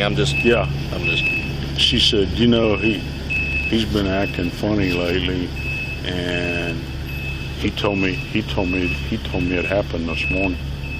Really? The local crime scene unit has now arrived on the scene, and there are some momentary confusions about which building houses the actual crime scene. Rodney Dykus understandably loses his temper and composure. He's a good man, just one pushed beyond what any father should have to go through, and he regains his temper and kindness. We'd like to ask for your consent to go into the house. Into my house? Yes. No. Okay, without, we're going to get a search warrant. JR's right there. Talk to him. Okay. What do you need to go into my house for? Isn't that where the body's at? No, sir. No, sir. It's a back house. This Okay. is the back house. I've got 9 dogs in there. I apologize. I was told. No. I apologize. You don't have to talk to me and start threatening me with a goddamn search warrant. That's not needed. It's not necessary. Sir, I was asking for your consent. And I told you no. And I was going under the impression that the body was inside the house. All right. So. Are we good? You tell me, are we good? I am. I apologize to you. Can we get your consent to go into the house behind you? Most definitely can. Okay, thank you very much. It's just you can't, I've already been told I can't go in my house, and you're going to go in my house, you're going to have to shoot my goddamn dogs to get in that house. And it's not going to happen. We're trying to figure out what's going on here. All right, that's why I'm getting upset. That's all we're doing. If you want to go in that house, I'll let you in that house, but you've got to send somebody in there with me to secure my dogs. Y'all ain't killing my dogs. We have no intention of killing your dogs. That's why I'm getting upset. So, we have no intention of causing any more harm here tonight. Okay, no, it's a misunderstanding. I apologize to you. We're trying to get to the bottom of what's going on here. So that's all we're trying to do. Sir, can I get you the information? Before long, Jared would be moved over to the sheriff's department under arrest with a charge of murder hanging over his head. He would wait in custody until roughly 10 p.m. that evening as officers, detectives, and crime scene technicians did their grisly work at the scene. Left in an interview room, paper bags over his hands to protect any evidence that might still be on them. For the first hour of the video, he is seen sleeping on the floor. While it is very late and he is forced to sit in the room for a very long time, that is still an unusual behavior for someone in this situation. He is also seen doing squats and sit-ups, which could be a way to discharge anxiety. An officer comes in with numerous swab kits to obtain DNA and to check for gunpowder residue on his hands and feet. The officer takes photos of the suspect as well to document his physical condition. Oftentimes, there are defensive wounds on perpetrators, and they want that documented. They are checking for scratches, injuries, blood, and any other type of similar evidence. They are also documenting his pupils and requesting a urine sample to check for what substances he may have in his system, as he claims he was doing meth. The suspect is very cooperative and compliant with the officers and is often seen hanging his head, which can be a sign of remorse or defeat. He was left under guard until 2 detectives could speak with him and begin unwinding a twisted tale of drugs and violence.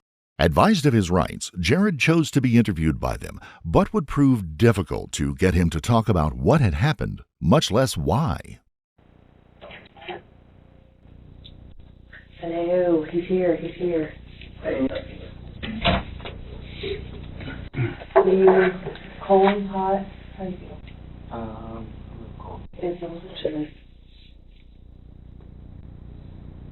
Thank you. Right.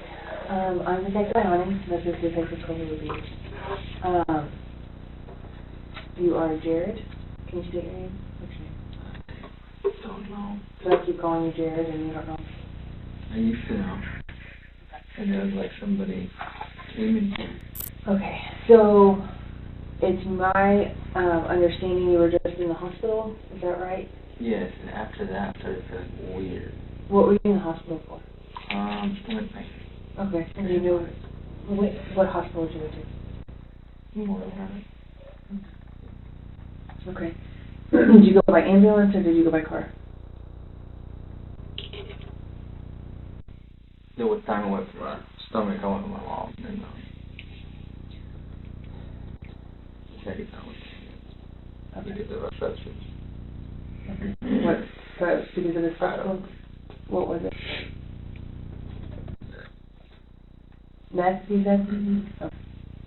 Oh. Is that something you use a lot, or you dabble, or? Okay. Until recently? When's the last time that you used meth? No, I did it, 2 weeks, I've been up for like 2 weeks. You've been up for 2 weeks? Okay. And when you just went to the hospital, 2 days ago, you said it was for the substance. And after that's when it. Have you used it again since then? Okay. Meth or something different? Okay. When was the last time that you used it, you remember? You don't remember when it was? Okay. Okay. So that is your mom and dad's house where you live, correct? And what's your wife's name? You don't want to answer me? Okay. Do you want to tell me what happened?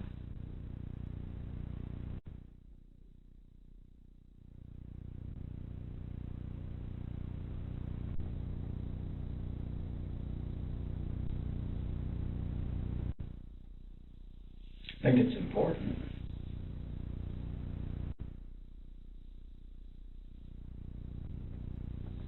Something just came in here. I was not doing it. What was it telling you? If something came in there, what was it telling you?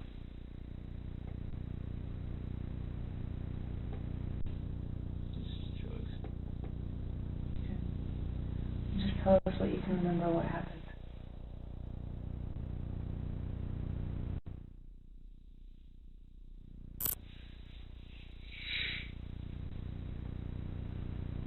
You're the only one that can fill in the blanks.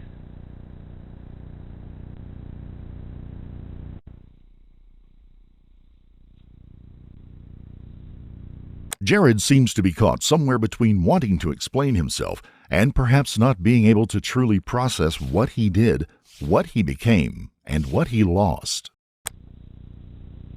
Here, we need you to talk us through it. It's not a matter of what happened, it's a matter of how and what your mindset was, what your thought process was, what caused it. Did she make you mad? What happened?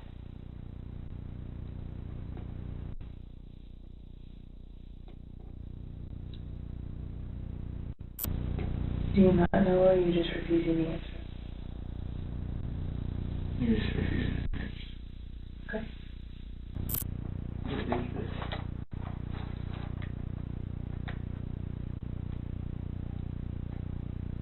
Where's what? This. What, the bag on your head? It's just to preserve any potential evidence that might be on them.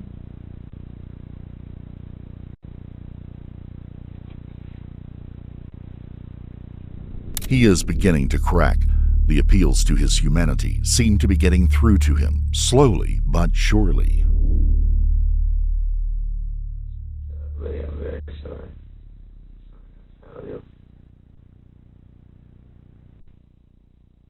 Help us understand. Tell us why you're sorry. Tell us what occurred for this tragic ending to happen. What happened? What was going on? Just drugs, and you got to stay away from drugs. Well, I understand that. So you did it, and tell us what happened after you took it. Drugs just make you go crazy. They make you lose sight, makes you not be able to see straight. All right, so what did it make you do this morning, last night?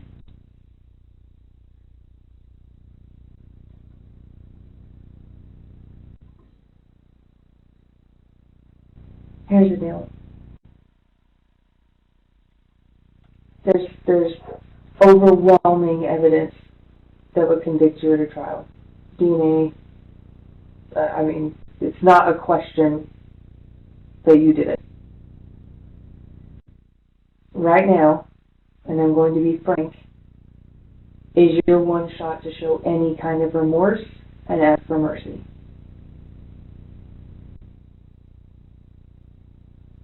And I will tell you, the way it looks to juries, when you sit here and you stonewall and you refuse to answer, it's a lack of remorse and a lack of taking ownership. And they don't like that. So they're considering your own well-being in this situation after having murdered your wife. And that's what other people are really sorry. She didn't deserve that. Nobody ever does. Nobody deserves. You got to tell them why you did it. saying I'm sorry but refusing to talk and take ownership of what you did, that's not good enough. I just lost my way. I lost my way with God. That's clear. We're not asking for generalities. We're not asking about your personal relationship with God. Obviously, it's a struggle. It's a struggle for everybody. That's not a question. Nobody has a perfect relationship with Him. But we're going to ask you one last time what happened. And if you don't want to talk about it, that's fine. But your opportunity to have any kind of looking like a good guy of, this is what I did and I'm sorry and I can't believe I did it, that door is closing on you.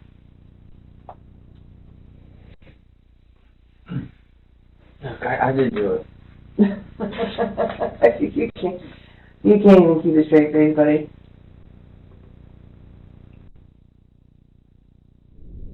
Jared seems to break from reality for a minute or two before coming back, and then he opens up. I didn't have... I'm crazy. I just spoke too long.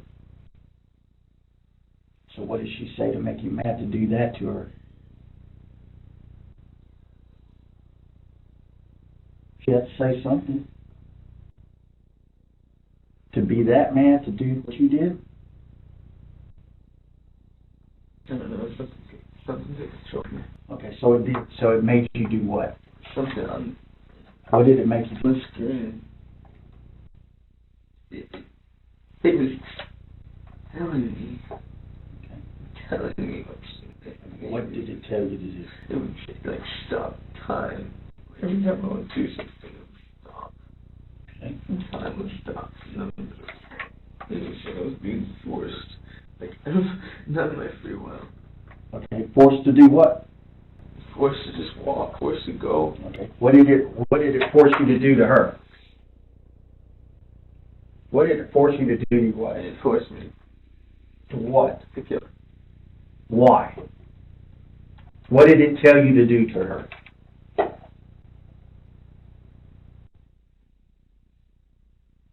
Did it tell you how to kill her?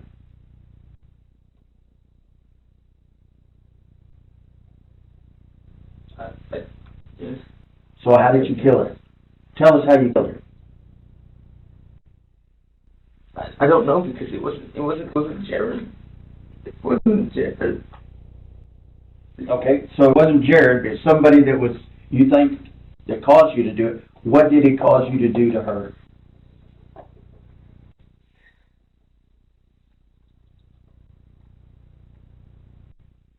You said it caused you to kill her, but tell us how it caused you to kill her. What did you do to her?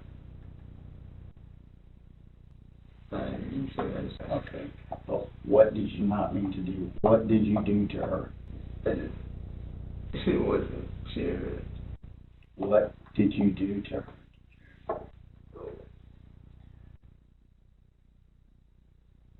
Tell us. Get it out. What did you do?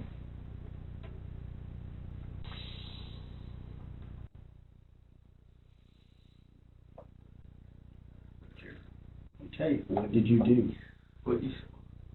What did I see? Tell me what I saw.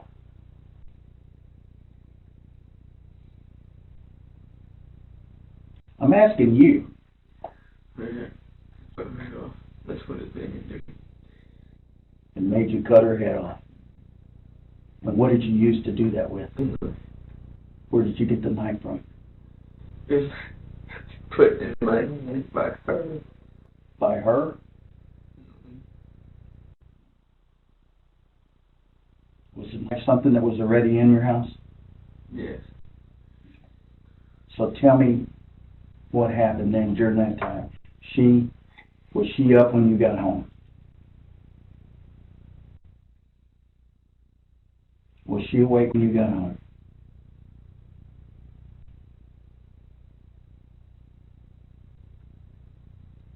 Did y'all talk?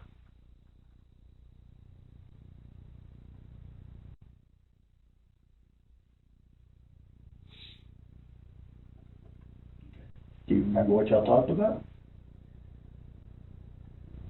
We were just talking normally, and then she turned on the TV, and that's when that started.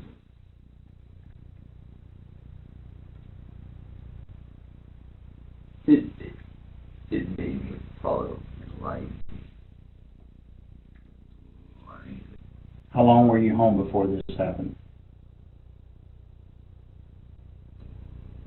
Like, how long were you home? If I left the wrong way.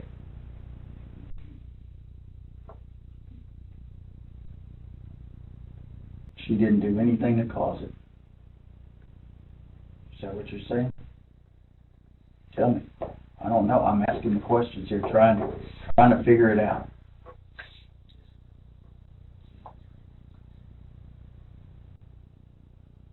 Did she say anything to you? Was she pleading? Did she tell you, don't do this? Stop. What did she say? Jared would go on to say that the television broadcast told him in a demonic voice to his wife, and that he did so. I got home at 5. She turned on the screen. When she turned on the screen, like the past week it was happening. It was like I was being controlled by and it was just like she was telling me to she was telling me to stop. And the TV when I saw the numbers, it just made me follow.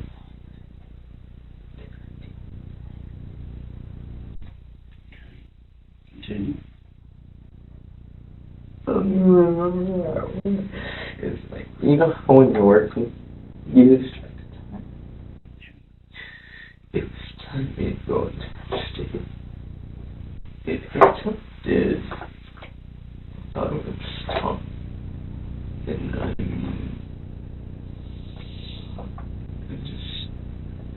crazy. I hope the public.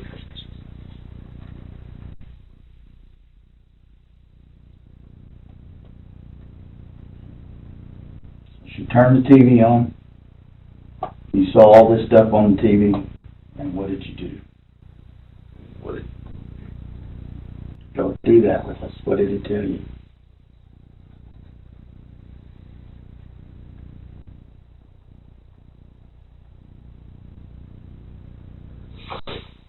What did it tell you? Go through it. Finish it up. You told me. He told me.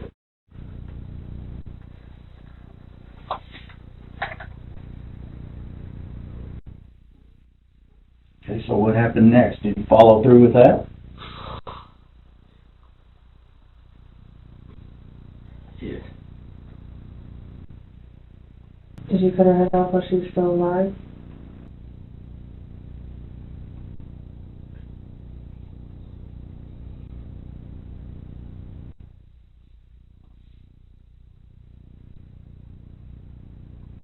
It's like if I didn't listen, it would make me throw up.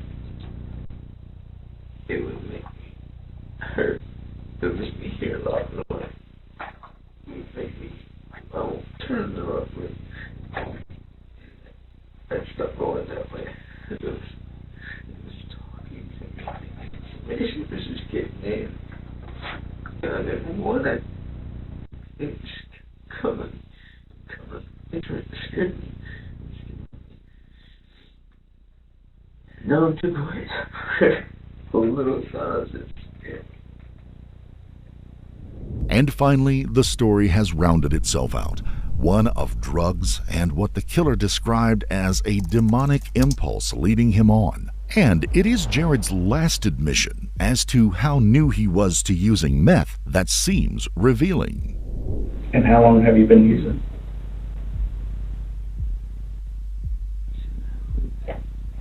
Watch your story.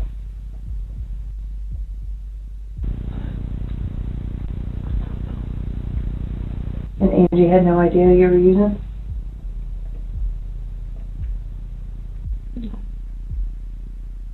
In less than 24 hours, he had irrevocably ended one life, ruined his own, and changed forever those of many, many others. After a court-ordered competency hearing, Jared Dicus was found fit to stand trial. He would plead guilty to murder and be sentenced to 40 years in the state penitentiary system in the Tennessee Colony, Texas. He will be eligible for parole in 2043. No one in their right mind would expect a birth of a baby to create an overwhelming feeling of jealousy and rage in a new father. What possessed a man to turn the maternity ward of a Texas hospital into a killing ground? What happened? Hey, watch out, man, watch out. A man with a gun up here, 4 single. Okay, listen, we can work this out, partner, okay? All I want to do is just get the people outside, please. Where's it at? Where's it at? It's right here. Come on, come on. I'm plugged in. I'm trying to. You need to get out of the way. Keep your hands by your sides. I'm still here. Come on, go. It was a beautiful Saturday in Dallas, Texas, when the nightmare of all calls went out to police officers in the bustling city. There was an active shooter at the Methodist Dallas Medical Center. Gunfire had been exchanged between a man and hospital police in the mother and child ward of the building. Multiple casualties were reported. The suspect was within one of the rooms, and it looked as if a hostage situation could be developing. Join us as we look into the violence, the loss, and the sacrifice and heroism of that fateful day.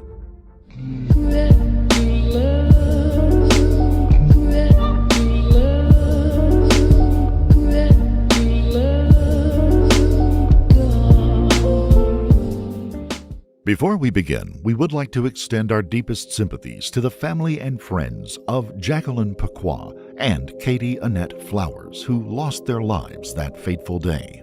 Let's start a bit earlier and take a look at the young couple. As a pair, they had been on-again, off-again partners for almost 8 years.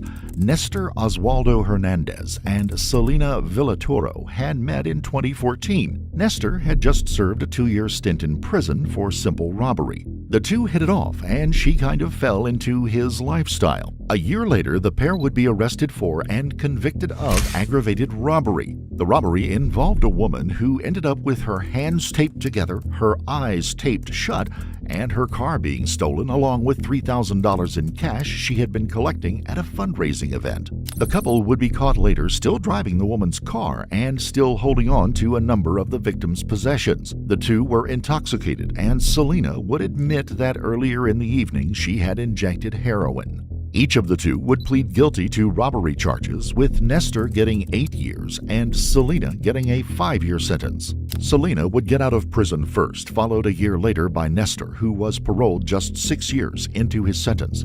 The two would rekindle their rocky relationship, and Selena would get pregnant. Nestor would have a couple of issues during his parole, once getting into a vehicle accident that was his fault, and the second time, more seriously, was caught trying to cut off the ankle monitor he was required to wear. Still, even with those violations, Nestor remained out on parole.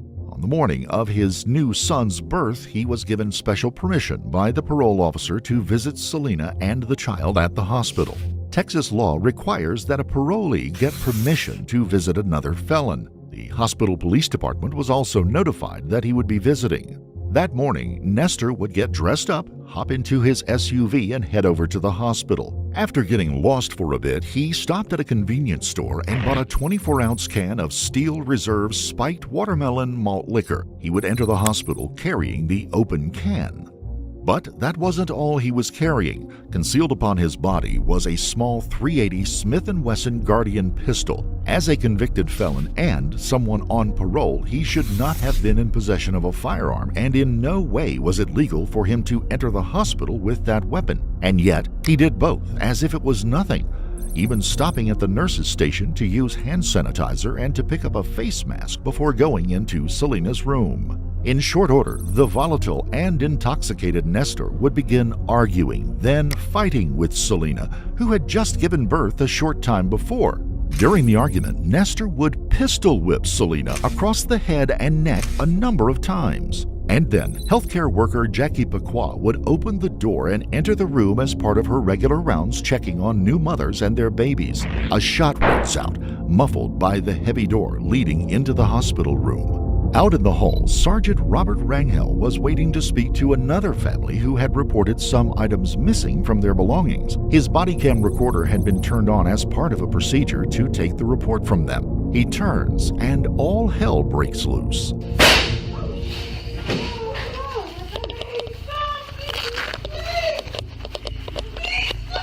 What happened?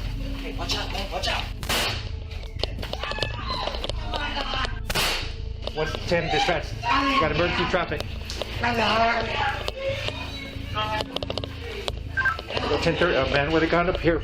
Nestor apparently decides to make a break for it and tries to leave the room. Sergeant Rangel fires once, striking Nestor in the leg. All I could see was a black pistol. You see it right now? No. He walked in the room. He was coming out. I believe he had the gun in his hand. I shot one time and he went back in the room. Sergeant Rangel knows that there are still people in the room, as well as almost every other room on this floor.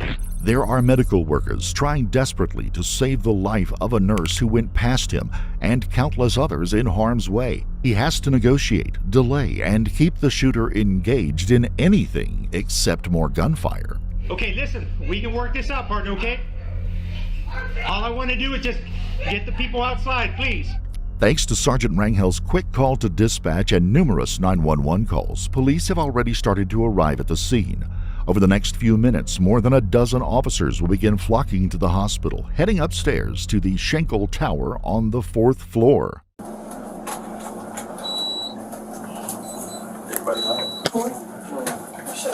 Thank you. Robert 40 running 4th floor. Hey, where did you hear the shootings? Stand by. Are dónde? ¿A dónde? Allá para aquel lado. Allá para aquel lado.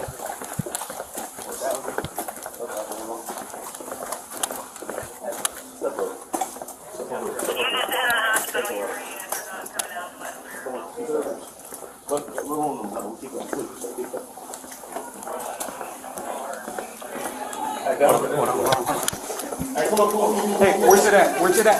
Where's it at? It's right here. Come on, right here. Where? That way, that way, that way, that way.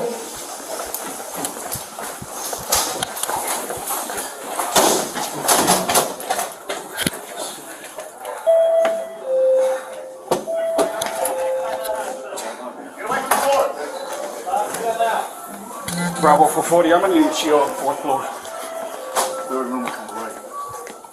Bravo 440, does anybody have a 40 millimeter? We don't need a shield. Yeah, and a shield. Where's the shield? Hey, is he up there? Do you have eyes on him? Use cover, use cover, use cover. Hey, do we have eyes on that guy? Walk out with your hands up. Walk out with your hands up.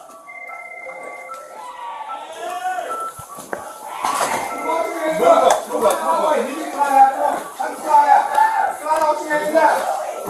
Hey, flat out. Hey, go to the right hand side. All of it. Hey, this unit needs to come to the right. Keep coming to the hallway. Keep going hallway. Hey, get some cover. We got a funnel there. Hey, does this wrap around? Does it wrap around? The officers need to find a way to flank Nestor's position in the room, but the hospital was designed for efficiency and privacy of the patients. Adrenaline is running high as it becomes apparent that there is only one way in or out of where Nestor is located. They are going to have to go through that door and try to incapacitate him before he can harm anyone else. The breaching team moves into position. All right. You see where that sergeant's at? I don't know if you can keep an eye on it. Who has a 40 mil? Hey, stand by. Leave the slammer. Hey, Leave the slammer. Leave the slammer. Stay light. We'll call it up. We'll call up the slammer if we need it. Hey, shield coming up, guys. Hey, we got a shield coming up. Slow it down, guys. slow down, slow down. Shield's up. Hey, Sarge, get out of the way. Sarge, move. Sarge, come here. Do you see him? He's spawned out past her. Okay, get the female out first. Female, come. Get the lady out. Get the female out. Where is he? Let the female come on out. Come out, man. Come out. Arrest team. I'll be arrest team. Come out of the room right now. Come out of the room. Get gloves on. Get gloves on. Let's go. Keep your hands where we can see them. Come out of the room. Come on. Come on. I'm trying to. All right. Keep your hands by your sides. Okay, I'm moving in. Hey, is this the... Come out of the room, bro. Get out of the way. Can you move, man? I'm trying. You got gloves? I got gloves. Let's move in. Let's here are my cuffs. Cuff the guy first. All right. All right, guys. Ready? Rifles move past. Rifle move past them. Watch a step. Hey, does this room connect? No, it does not.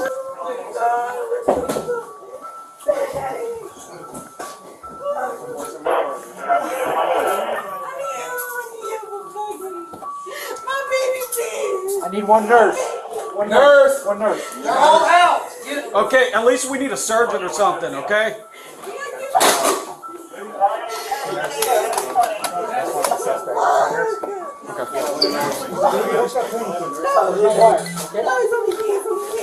Bravo 440, we have the suspect in custody. Start PS and homicide as well. Coming out, guys. Coming out. Hey, get him down. Hey, who got a... Hey. They are able to bring the baby out, as well as Nestor, both alive. The child is miraculously unharmed. Hold on, let's get him out first. Stand by. Yeah, nurse. Come out, guys. Come out. Hey, whose car is going to be placed in? Okay. Hey. Hey, which leg, bro? Yeah, I'm already on it.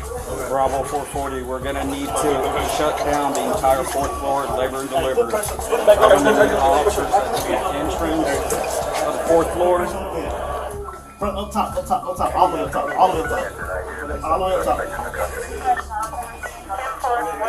Move this out of the way so they can get to them. Hey, officer down kit. Okay, officer down kit? Yeah, that one. Here. Hey, do me a favor. Let's secure this. What do y'all need? Somebody with shears. I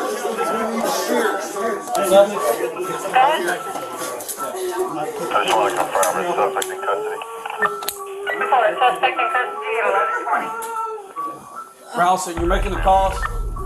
In the aftermath, it becomes a race to make sure that the mother and child are unhurt and that Nestor has been taken into emergency surgery. No matter what the man did, the medical team will do their best to try to save his life. The weight of their two co-workers lays over the entire team as Jackie lies dead in the room and Katie Annette was unable to be saved from the mortal wound she had received. Police now have to contend with protecting the crime scene while workers continue to relocate other patients and their families that had been trapped on the floor during the shootout and siege.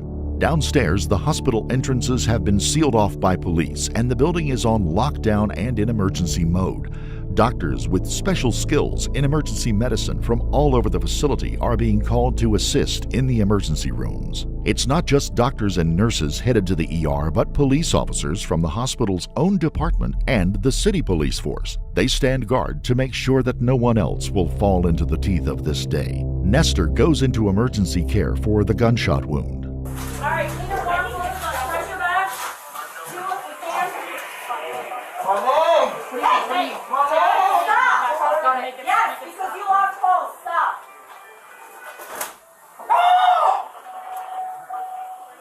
Here, I'll get back. I have your phone in my pocket. Hey, is that NS or LR? Thank you. NS is fine for right now. Can't put the wire. I need that. No, I'm fine with that. Back upstairs, the homicide detectives have arrived and forensic teams aren't far behind. They've got a lot of work ahead of them to secure the scene, move people out of the rooms past it, and to attempt to protect the dignity of the victims of this crime. At some point, what they do here could be brought into court, and even the smallest error in their work could mean the difference in the outcome of the trial. And then, it's over, at least for now.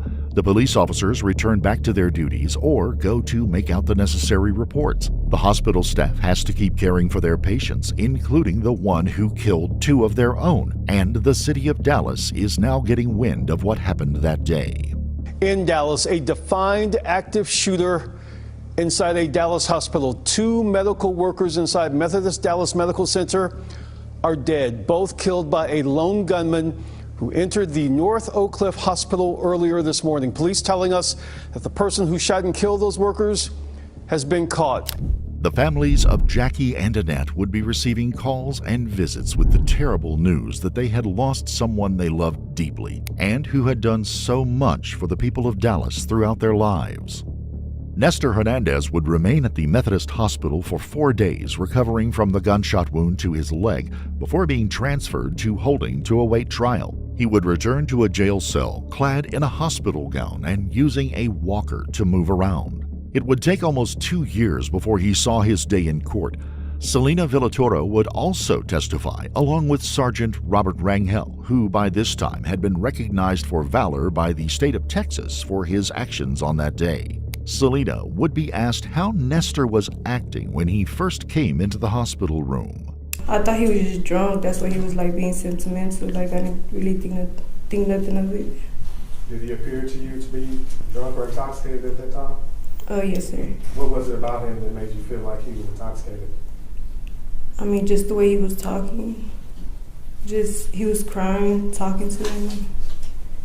She would explain that when Nestor drank, he would often get sentimental and cry. This time, though, he shifted quickly from sadness to anger and jealousy. After, I guess, he gets done talking to them, I think I hear, like, the doors, like, from the closets opening. Like, he's, like, opening the closet door, slamming them, and then next thing I know, he like, throws the little sliding, like, desk that they have right there. He throws it and then he like hits me in my head with the gun and he was like, he was telling me, like, just, I don't know, just, I think he told me, like, who's here or something like that. She would go on to say that prior to him throwing the table, she had accidentally knocked over his beer, spilling it everywhere. He became angry, and she pulled the sheet over her head as he raged. So he indicated that you had the sheet over your head and he began to hit you in the head with the gun. Is that correct? Yes, sir. Did you know when he had entered the hospital and specifically into your room that he had a gun at that point? No, sir. Did you see where he pulled the gun from? No, sir. Okay. You just felt him hitting you with the gun? Yes, sir. Did you recall how many times he struck you with the gun? I think the first time just once. Okay. Just once. Is he making any statements while this is happening? Is he saying anything to you?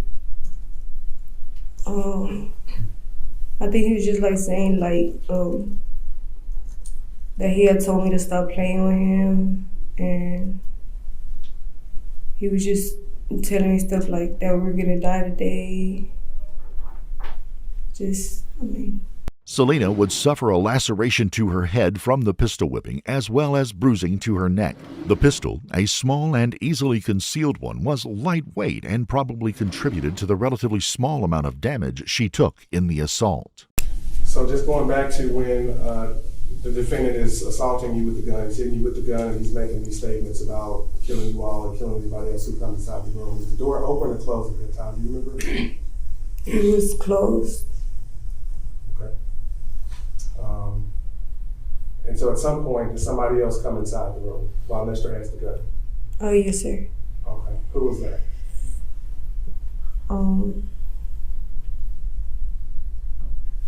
One of the nurses, though, I think she was supposed to come in and check on me or something. Okay. She came in and that's when Lester walked up and went behind her and I shot her. Jackie fell over backwards and died almost immediately after being shot. She may have never known that she was in any danger. Let's move over to the testimony offered by Nestor at this moment. In his own story prior to this, he had said that he thought Selena had been cheating on him and was wondering if someone had been hiding in the room. He explained that he had the pistol on him at the time because he had made arrangements with someone to sell it later in the day. He said that he had come to the hospital at her request to sign the birth certificate. Tell the jury what happened once you got inside that room that changed the whole situation. Could you tell them what took place? Okay, well, I walked in. My son, he was asleep in the bassinet. I went in there, rubbed his belly. I was like, "Hey, little man," and so I went and I walked into the restroom. I used the restroom. I walked out. I proceeded to walk out. I started looking for the gun, right? I started looking for the gun. She was like, "What you looking for?" I said, "The gun." And she was like, "Why?" And I said, "I got it sold." I said, "I talked to dude last night. He wanted to buy it." And so she's like, "All right." So I'm on my phone also, you know what I'm saying? Like she said, she said sentimental. I don't want to sound sentimental. I'm more expressionate or something. I like telling people that, I love them and stuff. I'll drink a little bit or do some drugs. I'm like, "Hey, man, I love you, man. I'm glad you're in my life," type of thing. You got the aggressive people and then you got the lovers, I guess, or whatever. And so. So when you're sitting there having this conversation, did you tell the jury what it was that made her start pulling the blanket over and refusing to talk to you? I don't recall her putting the blanket over her head. You don't recall her pulling the blanket over her head? No. What do you recall happening when you were having this conversation with her? I ended up sitting down, and I was like, "Man, get the gun and stuff." And so I was like, "So I'm about to sign the birth certificate and leave." And so I'm texting my brother. My brother called me. I talked to him briefly, my nieces and stuff.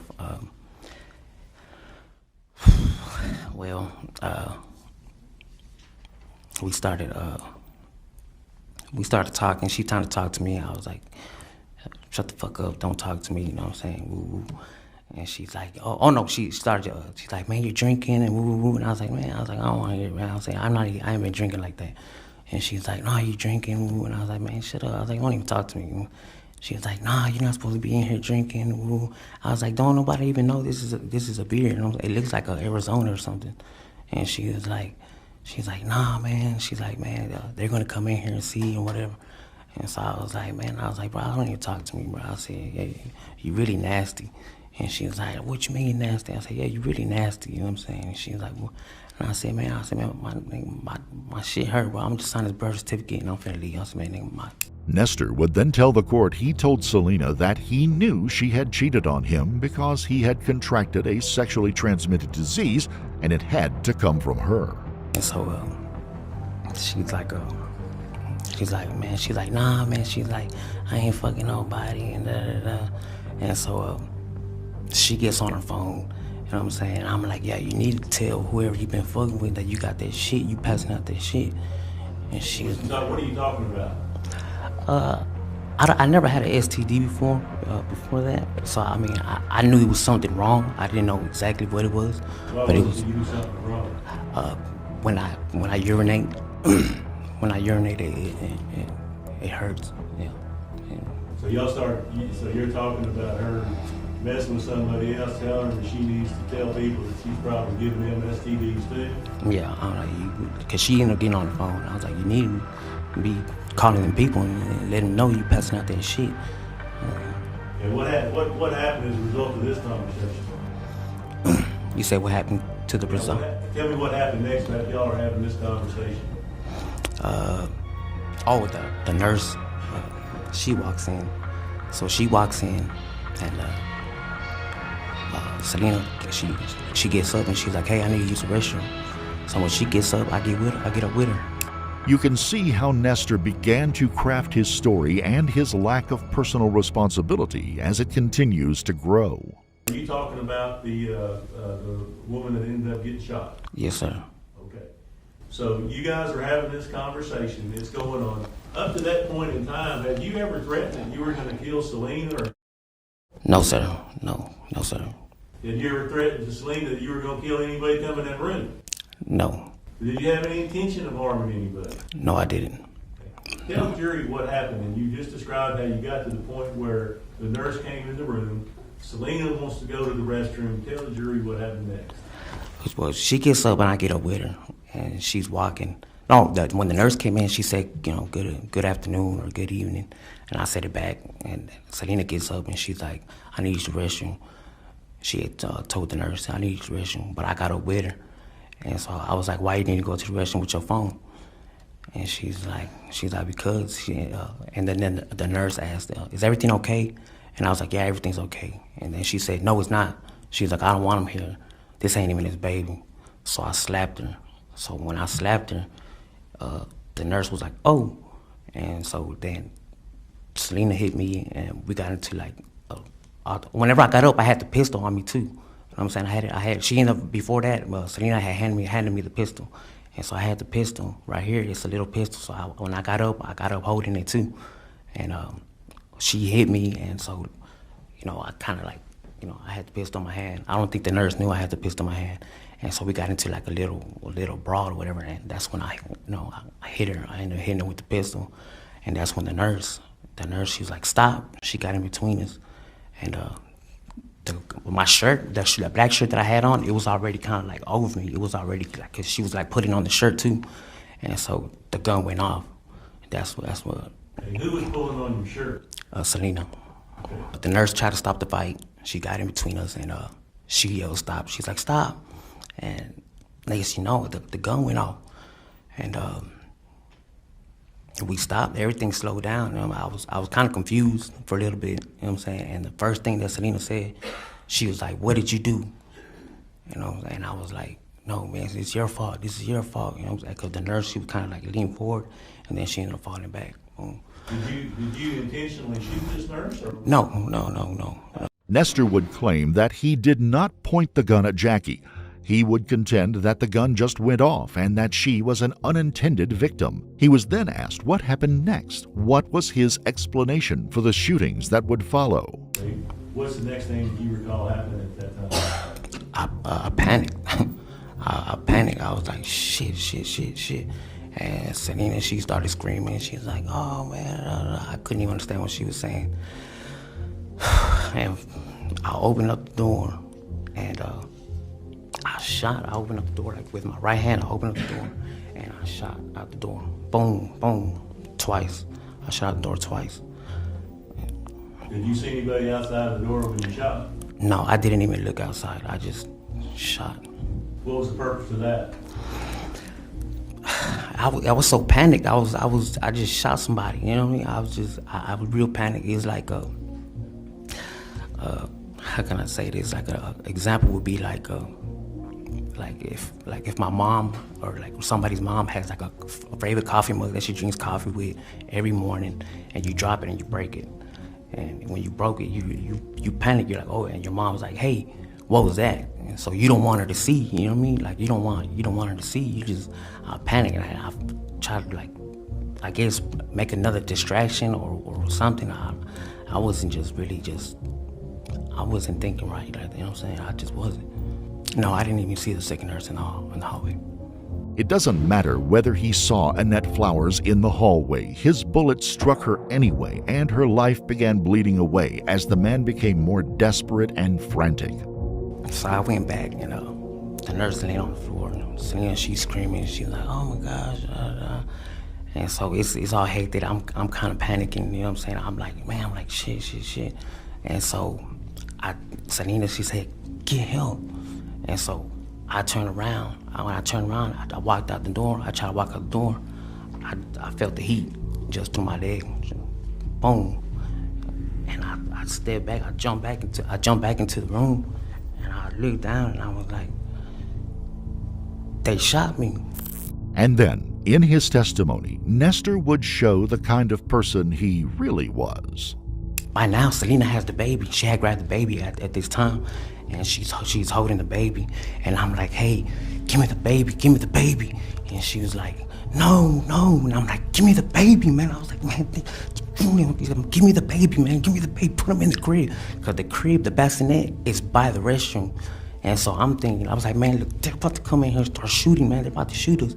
And she's like, no. What were you asking her to give you the baby for? I wanted to put him in the bassinet and put him by the restroom, because I was like, man, they about to come in. They already shot me. They about to come in here and start shooting.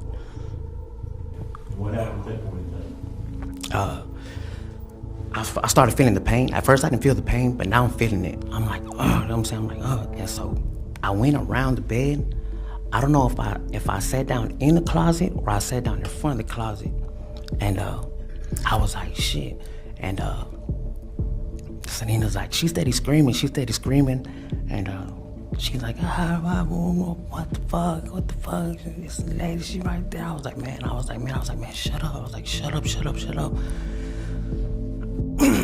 So I'm like, I'm sitting there, and I'm like, man, I said, man, I'm about to just go out there. I'm just let them kill me, man. I said, all right. And she was like, what? I was like, I'm not going back. And I was like, I'm not finna spend the rest of my life in jail.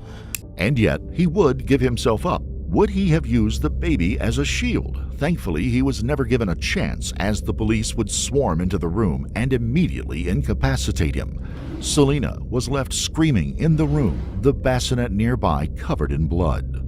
On the stand, Sergeant Rangel would offer his own take on what happened that day. He explained that he happened to be on the floor that day at the time for a completely unrelated matter and just happened to be a couple of doors down when the shooting started. When it first rang out, he said, it sounded exactly like a light bulb had popped somewhere.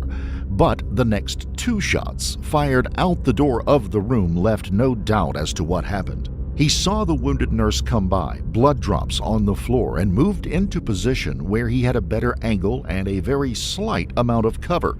And then Nestor tried to emerge from the room. At that point, it's kind of like time had really slowed down. I mean, probably hadn't, but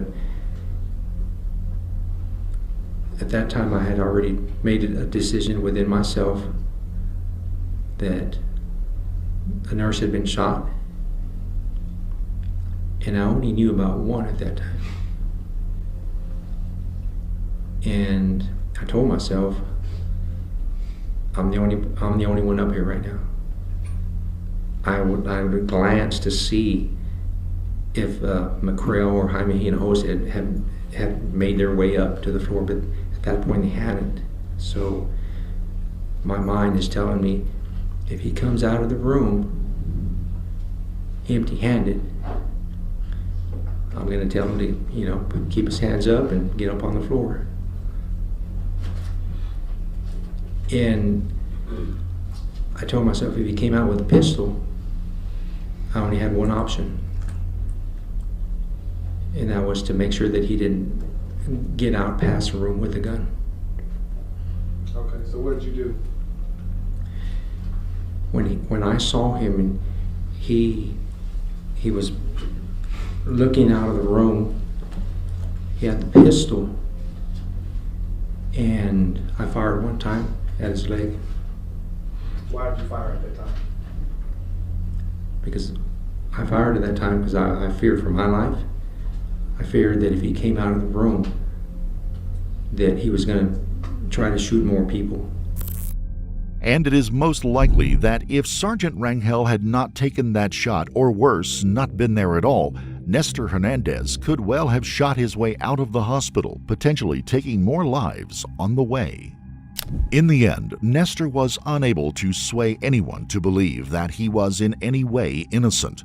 A jury would find him guilty of 2 counts of capital murder. He would be sentenced to life in prison without any chance at parole. At the sentencing, family and friends of the 2 murdered women would speak in court. Annette devoted her life to taking care of people, just like Jackie did. Everyone in healthcare does. We vow to serve others, even scum like you. After you wreaked havoc that day and stole 2 beautiful souls who undoubtedly were better human beings and more deserving of life than you will ever be, they still saved your life. I hope every day for the rest of your miserable life, you are haunted by their names, faces, and the legacy that you cut short. Although you don't care about any of that, you've shown no remorse for anything. On that day, Nestor Hernandez ended or ruined countless lives. The 2 women killed had loving families and large networks of friends and co-workers. And without a doubt, his actions will have repercussions throughout Selena's life and that of his newborn son. And in the end, did he ruin his own life? It might be hard to find anyone who would care about that. Jackie Paqua had worked in the Social Services Department at Methodist Medical Center and had received her master's degree in social work from the University of Texas at Arlington. A native of Ghana, she had moved to the United States more than 20 years earlier, but maintained a strong relationship with her family back home. The 45-year-old woman left behind a son. Annette Flowers was 63 years old at the time of the shooting and had worked for 40 years as an RN specializing in working with mothers and their babies. A single mother of 4 herself, she also left behind 4 grandchildren, not to mention all of the lives she had helped to usher in through her long career. He was the monster who wouldn't leave. His threats were constant. His anger never subsided. And then, on the night of a Halloween party, he returned, lingering outside the family home until he finally entered and started a night of horror no one could ever forget. This is Joseph Castorena, and he shouldn't be at this house in the middle of the night. There's actually a protective order against him to keep him away from his ex-girlfriend and her family's home. It doesn't stop him in any way from entering the house and laying in wait for the family to come home from a party. What would happen next would leave a community in terror and lead to an international manhunt. Join us as we look into that horrible night and what led up to it.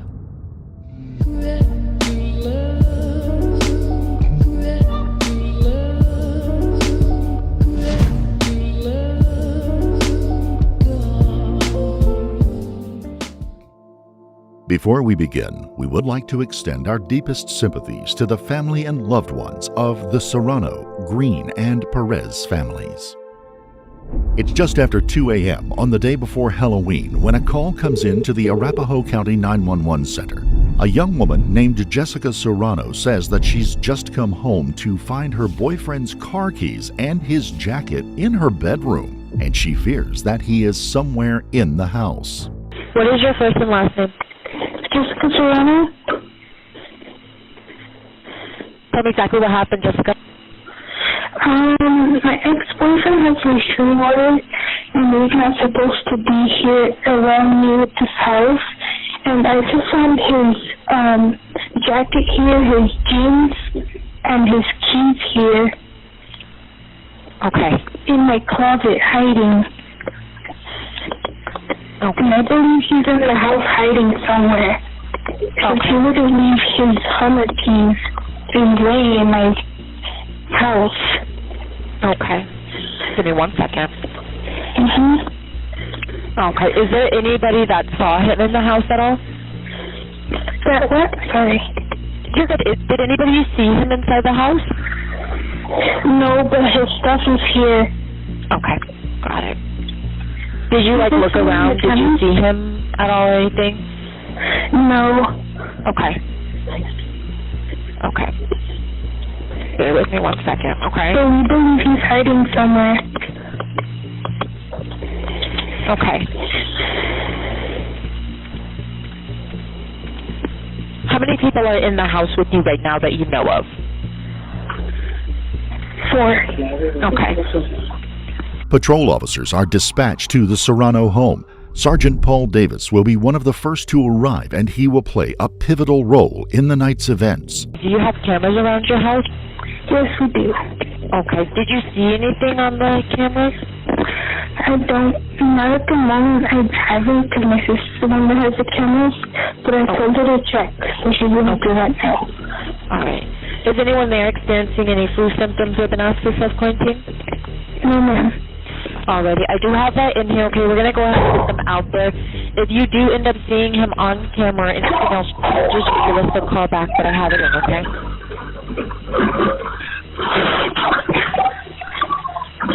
What's going on, Jessica? Oh my God! There's shots fired at my house! Okay, what's going on? I don't know, I can't lost myself in the restroom. Okay. Help now! Stay on the phone with me. Help now! Stay on the phone with me. Stay on the phone, okay? Don't hang up. Do you know who shot at the house? No, we don't have to downstairs. Okay. Okay. How many shots did you hear? 4. Okay. Was that another one? Oh my God. Okay. Okay, stay on the phone. Stay away from the doors and the windows, okay? Okay, where is everybody else? I don't know. Okay, Jessica, take a deep breath. I have this in, okay? We're getting them out there. Just stay on the phone with me.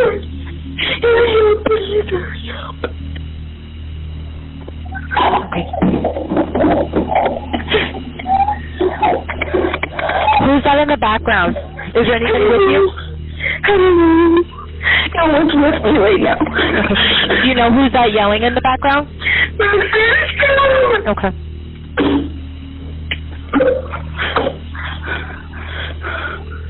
Okay. Stay on the phone, okay? Which room are you in? Are you in the bedroom or the basement? The first room? Okay. I need you to get down on the ground, okay? Get on your stomach for me.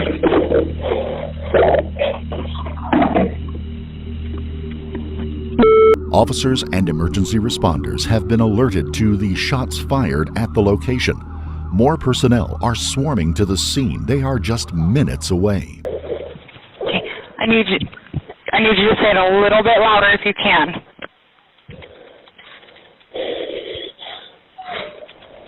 Ma'am, can you say your address a little bit louder?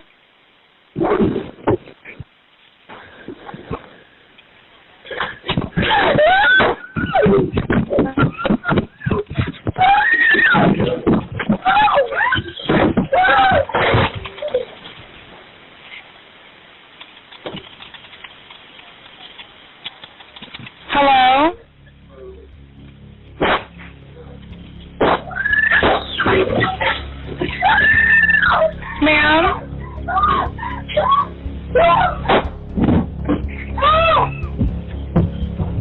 911. Hello.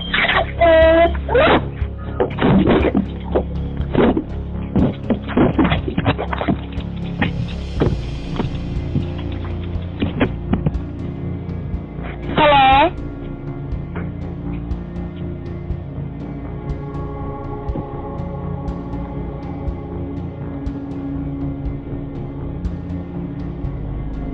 Hello.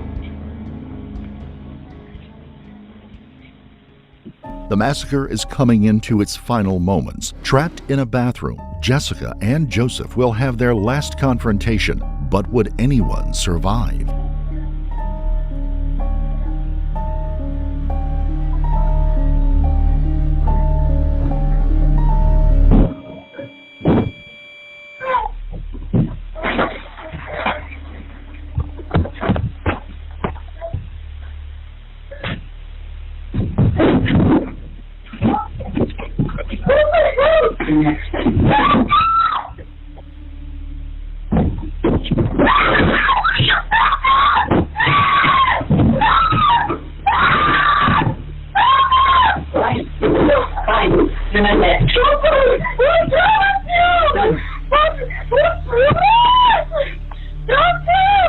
Why did you do this to me? Just that. I'm a good. No, Joseph, please! No! What do you want to do? What do you want me to do?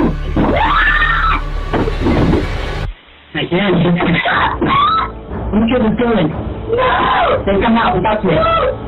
Come on and talk to me. Now!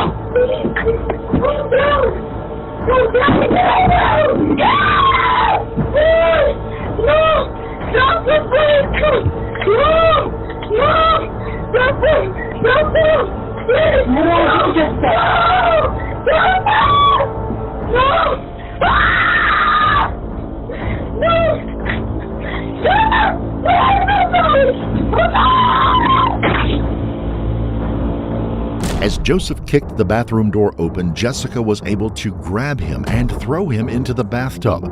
She bolted from the room and out of the house. Just seconds behind her, Joseph chased her first into the home's backyard and then back through the house into the street. Jessica would first attempt to flag down a car that decided to drive past, while Joseph turned and ran in the other direction, to the north. Sergeant Davis would arrive just as Jessica came running south.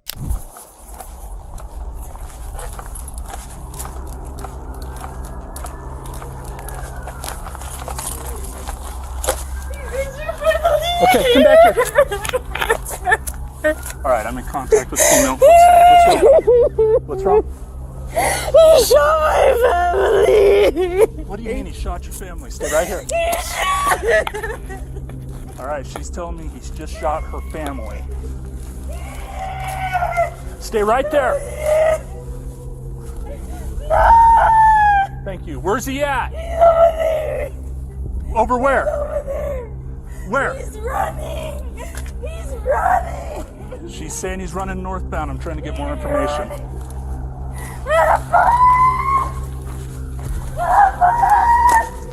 Yeah, that car just comes southbound right there. Check the street.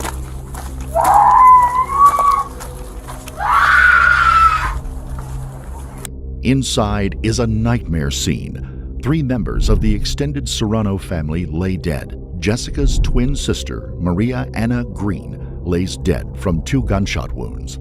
Maria Anna's husband, Ken Green, is at the foot of the basement stairs, dead from a single gunshot, presumably the first person killed, ambushed by Castorena. Back upstairs, Jessica's father, Jesus Serrano, lays dead in a hallway, shot twice. Minutes later, when checking to see if the gunman was in the backyard, a 4th body was found, that of Rudolfo Perez, a family friend who had been renting a camper from the family. I've got 1 down, gunshot wound in the kitchen.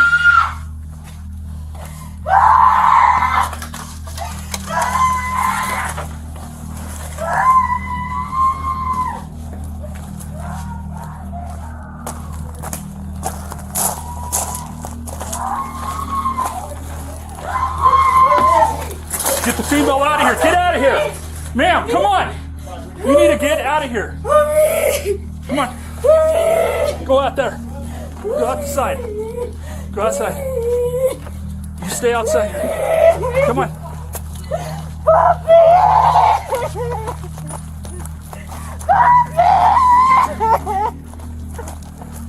I'm trying to get one. What's he look like? Joseph Costarina. Well, what's he wearing? He's wearing a gray sweater. I don't know. He wanted to kill me too, but he didn't have no more bullets. Okay, you gotta come back over here. I want you to sit right here. Sit right here. My dad! Mariana! The girls! What girls? They're in the room. I don't know. Okay, stay here. I need you to stay here. The girls. I might have some girls inside. The girls. I want you to stay here. I'm sorry, I just can't believe it.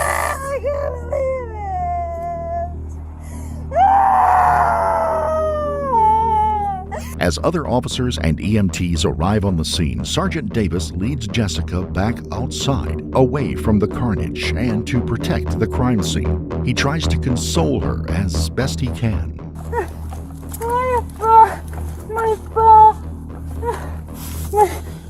I know. I want you to take this. Just roll this way and get victim services rolling, please. I know.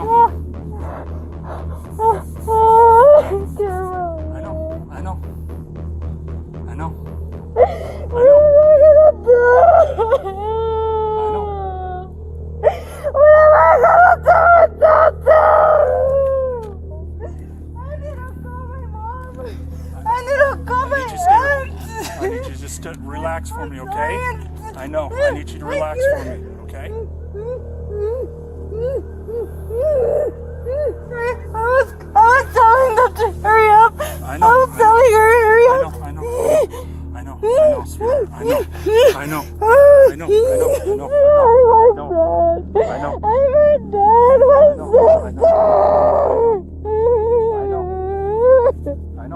We always called you guys.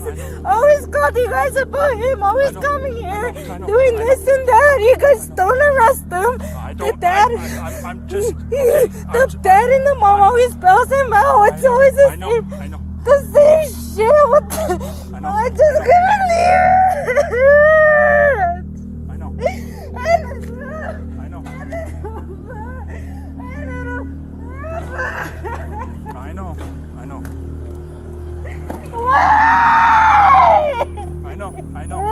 I know. Why? Why me?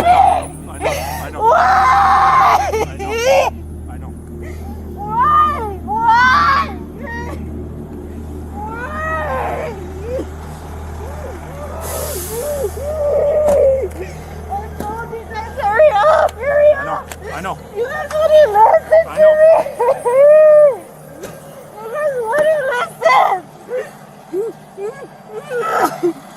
Why? Once she is settled just a bit and others are able to assist her, Sergeant Davis leaves Jessica behind and re-enters the crime scene. He was the first on scene and one of the most senior officers there at the time, so he takes an active leadership role in the efforts.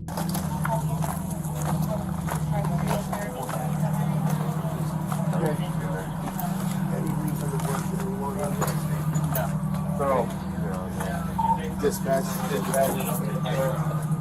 There are two.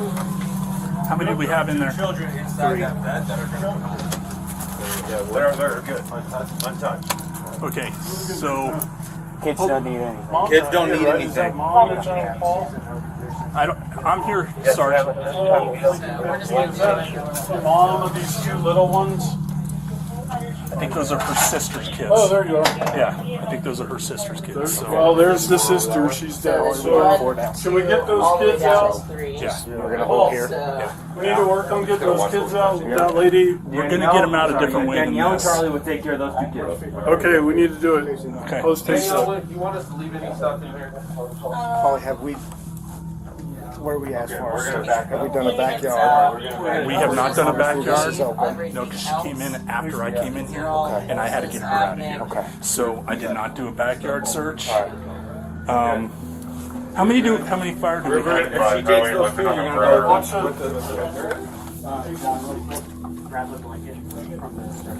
Is there any way to get them out of here without having them see? Let's wrap them up in blankets. Yeah. We'll probably just go out this way, cover eyes and head. We'll take the children's. Well, right now, head to toe, they're okay. Yeah. So we're green. Okay. I'm grabbing a blanket. I'm gonna hold it. Okay. Will you both transport in yours? Yeah, I'm just going to hold the blanket here. Though. You're taking them to the hospital, right? Yes. Okay. The two young children and Jessica are taken to a local hospital for treatment. While none would show any physical wounds at the time, they were each undoubtedly traumatized by the event. Each would also be placed under protective custody in the hospitals, as Joseph was still at large.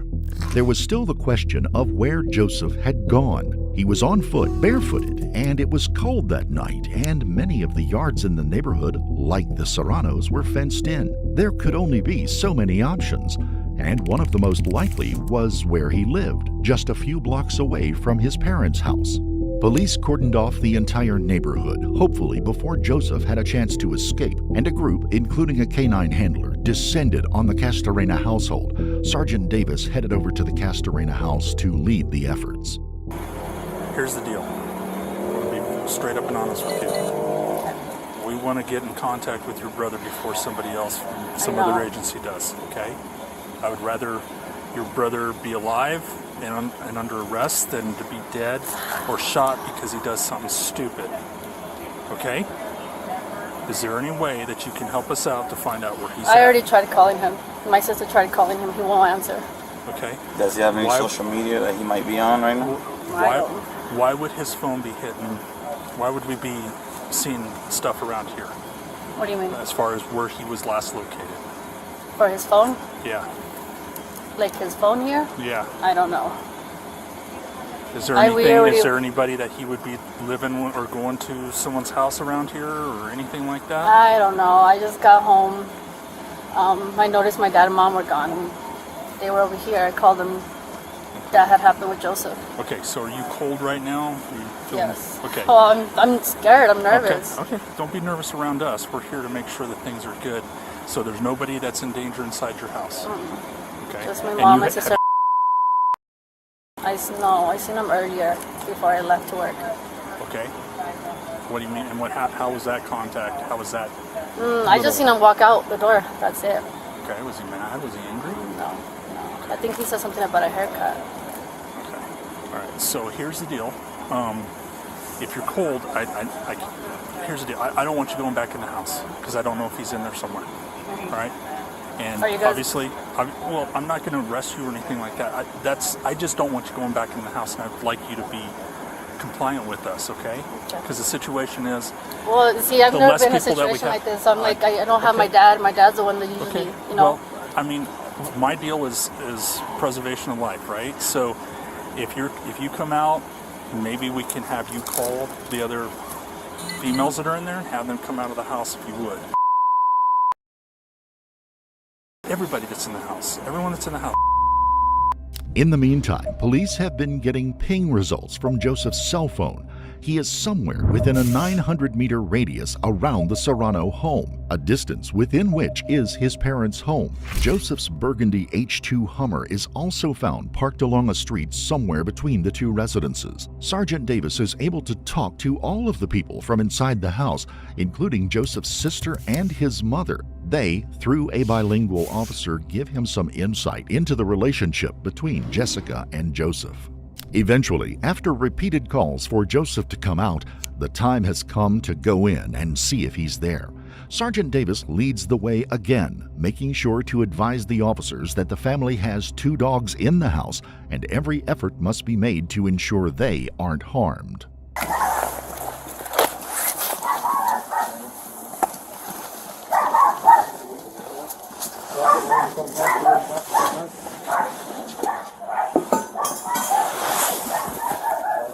Okay. There's a cloud plate prop inside. Okay. Door is open.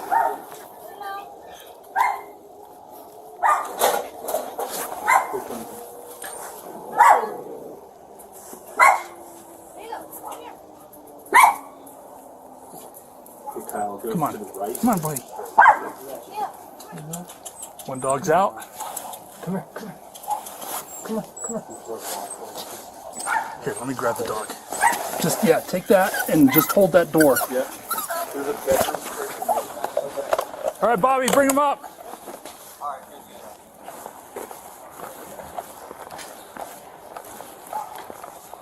Stay right there, boys. Just hold that door. Got the other dog.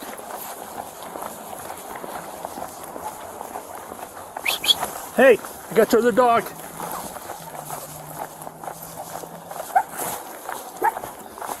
You're welcome.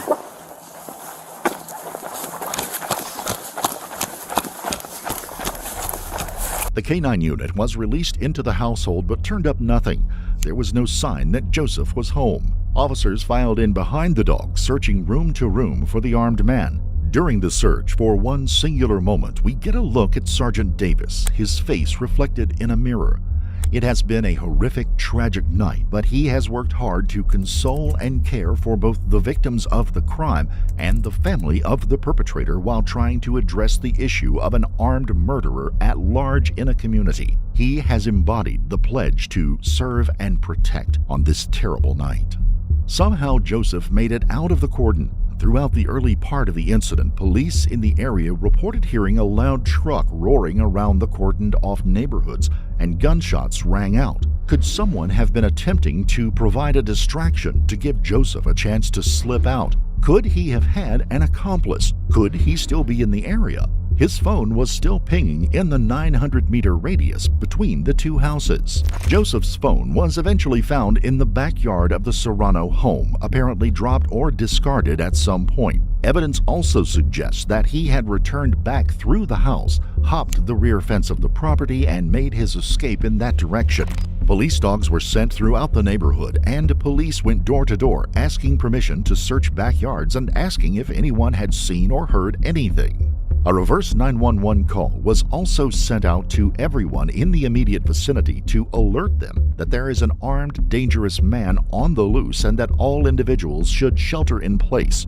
Inside the home, the murder weapon and 9 shell casings were found.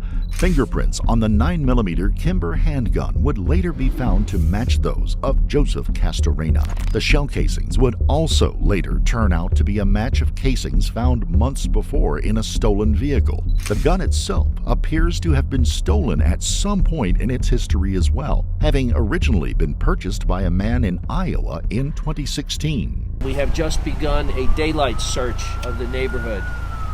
We even had drones up in the air at first light, and we're now doing a thorough search of the immediate neighborhood because we are concerned and want to find the subject. His name is Joseph Mario Castorena. He's 21 years old. We have to assume he is armed, and we are very concerned and want to do everything we can to find him and take him into custody as soon as possible. His photo has been released on APD social media. If you look at it closely, you will see that he has a very distinctive lion tattoo on the left side of his neck. We're obviously requesting the public's assistance and the media's assistance to find him. If anyone sees him or has any information about his whereabouts, we ask that 911 be called immediately.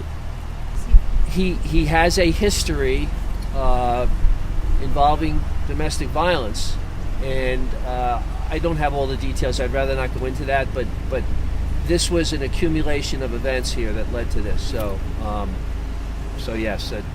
Did this have anything to do with the custody dispute? Because that's what some relatives have told us. Well, the children of the suspect and his domestic partner are not even in state. They are elsewhere with family and safe. Interim Police Chief Daniel John Oates explained that there had been a long-time volatile relationship between Joseph and Jessica. It might be worth it to take a moment to look at that relationship. The couple, never married, shared 2 children together, and over the last 2 years before the event, their relationship had degraded into one of jealousy, anger, and breakups, followed by short-lived reconciliations. During this time, Joseph would often create Facebook accounts under false names and try to chat up Jessica. Jessica would agree to meet up with the new man, and Joseph would then announce that it was really him and proceeded to start the next round of fighting. Eventually, the fights would get so contentious that Child Protective Services would be called in for the sake of their shared children. Just a week before the killings, Jessica and her father Jesus had asked for and received an individual protective order against Joseph after he busted out her car windows, dragged her from the car, and held her at gunpoint in his vehicle for a period of time. Jessica's mother spoke with local news station Fox 31 in Denver about the relationship between Jessica and Joseph. This has been going on for 2 years already. And even the cops know that how many times I've called and my daughter has called. I'm trying to get answers. I haven't received any phone calls from anybody. I haven't heard from my daughters. I don't know anything about my granddaughters. I don't know why nobody has contacted me. The only thing I know is that I want justice, and I want everybody to please find Joseph Castrena. Reports state that the children shared by Joseph and Jessica had been removed by Child Protective Services just a day before the killings. Could this have been the triggering mechanism that ignited the situation? So where had Joseph gone? He headed north away from the scene of the crime, but could be headed south, much further south, perhaps to Texas, to grab his children. Could he be headed to Mexico, where he had family and had just been the prior year before to attend his grandfather's funeral? Both seemed like a long shot for a man who had not just left behind his vehicle, but also his shoes. Inside the Hummer was also found his wallet with his ID, debit card, and 2 credit cards. Joseph had few resources to run on. As news stories and word of mouth went through the Aurora and Denver metro areas, tips started coming in to the Aurora Police Department. One of the first and best leads was from a cousin of Joseph's named Joel. He told police that early in the morning of the killings, Joseph had knocked on his bedroom window asking for help. Joel said he knew something was wrong, and after seeing the man at the home's front door, he refused to let him in after being asked if he could stay there for a while. Joel said he provided Joseph with a pair of green sneakers, and Joseph left, saying that Joseph just kept saying that he had effed up and that he seemed high on some kind of drug. Joseph had traveled miles away on a night when temperatures were at freezing, with no shoes, completely undetected. He had to have an accomplice giving him a ride. The investigation turned to Joseph's 2 brothers. While his older brother had an alibi for that night, Joseph's younger brother, Juan Angel Castrena, was avoiding contact with the police. Eventually, he was brought in for questioning. Juan, as it turns out, had given Joseph not just a ride away from the crime area, but also to Jesus' house and then to neighboring Denver, where he passed the man off as his cousin, Carlos Flores. Juan would be arrested and charged with accessory after the fact with 4 murders. FBI and other law enforcement officers would then descend on Flores's place of work after receiving a tip that the man had been talking about how his cousin had just killed 4 people. Flores was arrested and would tell investigators that he had attempted to pass Joseph off to other family members, but they wanted no part of it. He had finally dropped the man off in the middle of the night near a school with a couple of blankets and a handful of cash, whatever Juan had available at the time. He had no idea where Joseph was headed or how he would get there. Flores would also be charged with accessory after the fact for assisting in the getaway. It would be nearly a month and a half before the work between the FBI and Mexican Immigration Service and the federal police began turning up clues and putting together a trail for Joseph. Rumors placed him in Zacatecas state in the center north of Mexico. It is very likely that he tried to make contact with family members in the area, who then not only turned him away, but also alerted local police. At the family funeral for his grandfather a year earlier, it is said that Joseph not just alienated himself from his cousins and more distant family members, but outraged many of them. He was not a liked man, and he was finding no safe harbor. Joseph then moved even further south into an even more rural part of Mexico, entering the state of Aguascalientes. The 5'4", slightly built man with a large lion's head tattoo on the side of his neck stuck out like a sore thumb, and he caught the attention of local police in no time. And they caught him on December 10th, 2022. Llevó a cabo la detención de la persona de nombre Joseph Mario Castorena. The chase was over. Joseph was in custody. Soon he may be extradited back to the United States, to Phoenix, Arizona, and turned over to the Maricopa County Sheriff's Office to be held until he could be extradited again to Colorado. Investigators from the Aurora Police Department would fly down from Colorado in the meantime in an effort to interview Joseph. I know it's been a long day, probably for you as it is us. Are you cool with talking to us? I am. But I feel more comfortable with an attorney. So. Okay. Oh, do you have an attorney? No, I would like to get one. Yeah, I get that's. I'm trying to figure out. So right now you're here. You have a federal hold. The hold would be here till and go to Colorado, or how would that work? Yeah, end up back there. Yeah. So I don't know if you would. I don't honestly know really how that works. You have to get. I don't know if it's a federal attorney and then you'd be a state public defender. Okay. So okay. Yeah. I mean, obviously we came from Colorado. I'd really like to hear, your side of the story. We've talked to quite a few of your family members. Yeah, man. So, from what I seen in the news, it's totally different. So, my side. Right. How things happen. Right. Okay. And you don't want to. No. It's my understanding you already have been I mean, talking about what's going on. Somewhat. You just don't want to tell us, or what? Well, I would feel more comfortable with an attorney, to be honest. It's just the way I'm feeling. Joseph would allege the Mexican police had treated him roughly, something the Colorado police guaranteed would not happen. Well, I guess we were told that you were talking to the Mexican authorities. Not really. Not really, no. They're a little more brutal, so. Well, you're shaking like a leaf here. Yeah. Nobody's going to beat the shit out of you in Phoenix, Arizona, so I don't know. What? I said nobody's going to beat you up here. Oh, no, I know. I was shooken up and was passed out of there. I haven't slept, so. Honestly, just 2 hours of sleep. I haven't slept since, say, Saturday that I woke up in the morning. I slept at all, so. The Mexican police did rough me up a little bit, so. They're not very nice. It's an understatement. Alright, well, like I said, nobody's going to beat you up here, so if you don't want to talk, that's kind of where we're at. It would take nearly 2 years before Joseph would come before a jury and be found guilty of 4 counts of first-degree murder and 1 count of attempted murder. In September of 2024, he would be sentenced to 4 life sentences for his crimes. 4 lives lost, 4 children's lives shattered irreparably, and 2 families broken by these events. It's easy to argue that the protective order that had been granted was as flimsy as the paper it was printed on. But the law in cases of domestic violence often leaves the hands of police officers and judges tied in these complicated and contentious cases.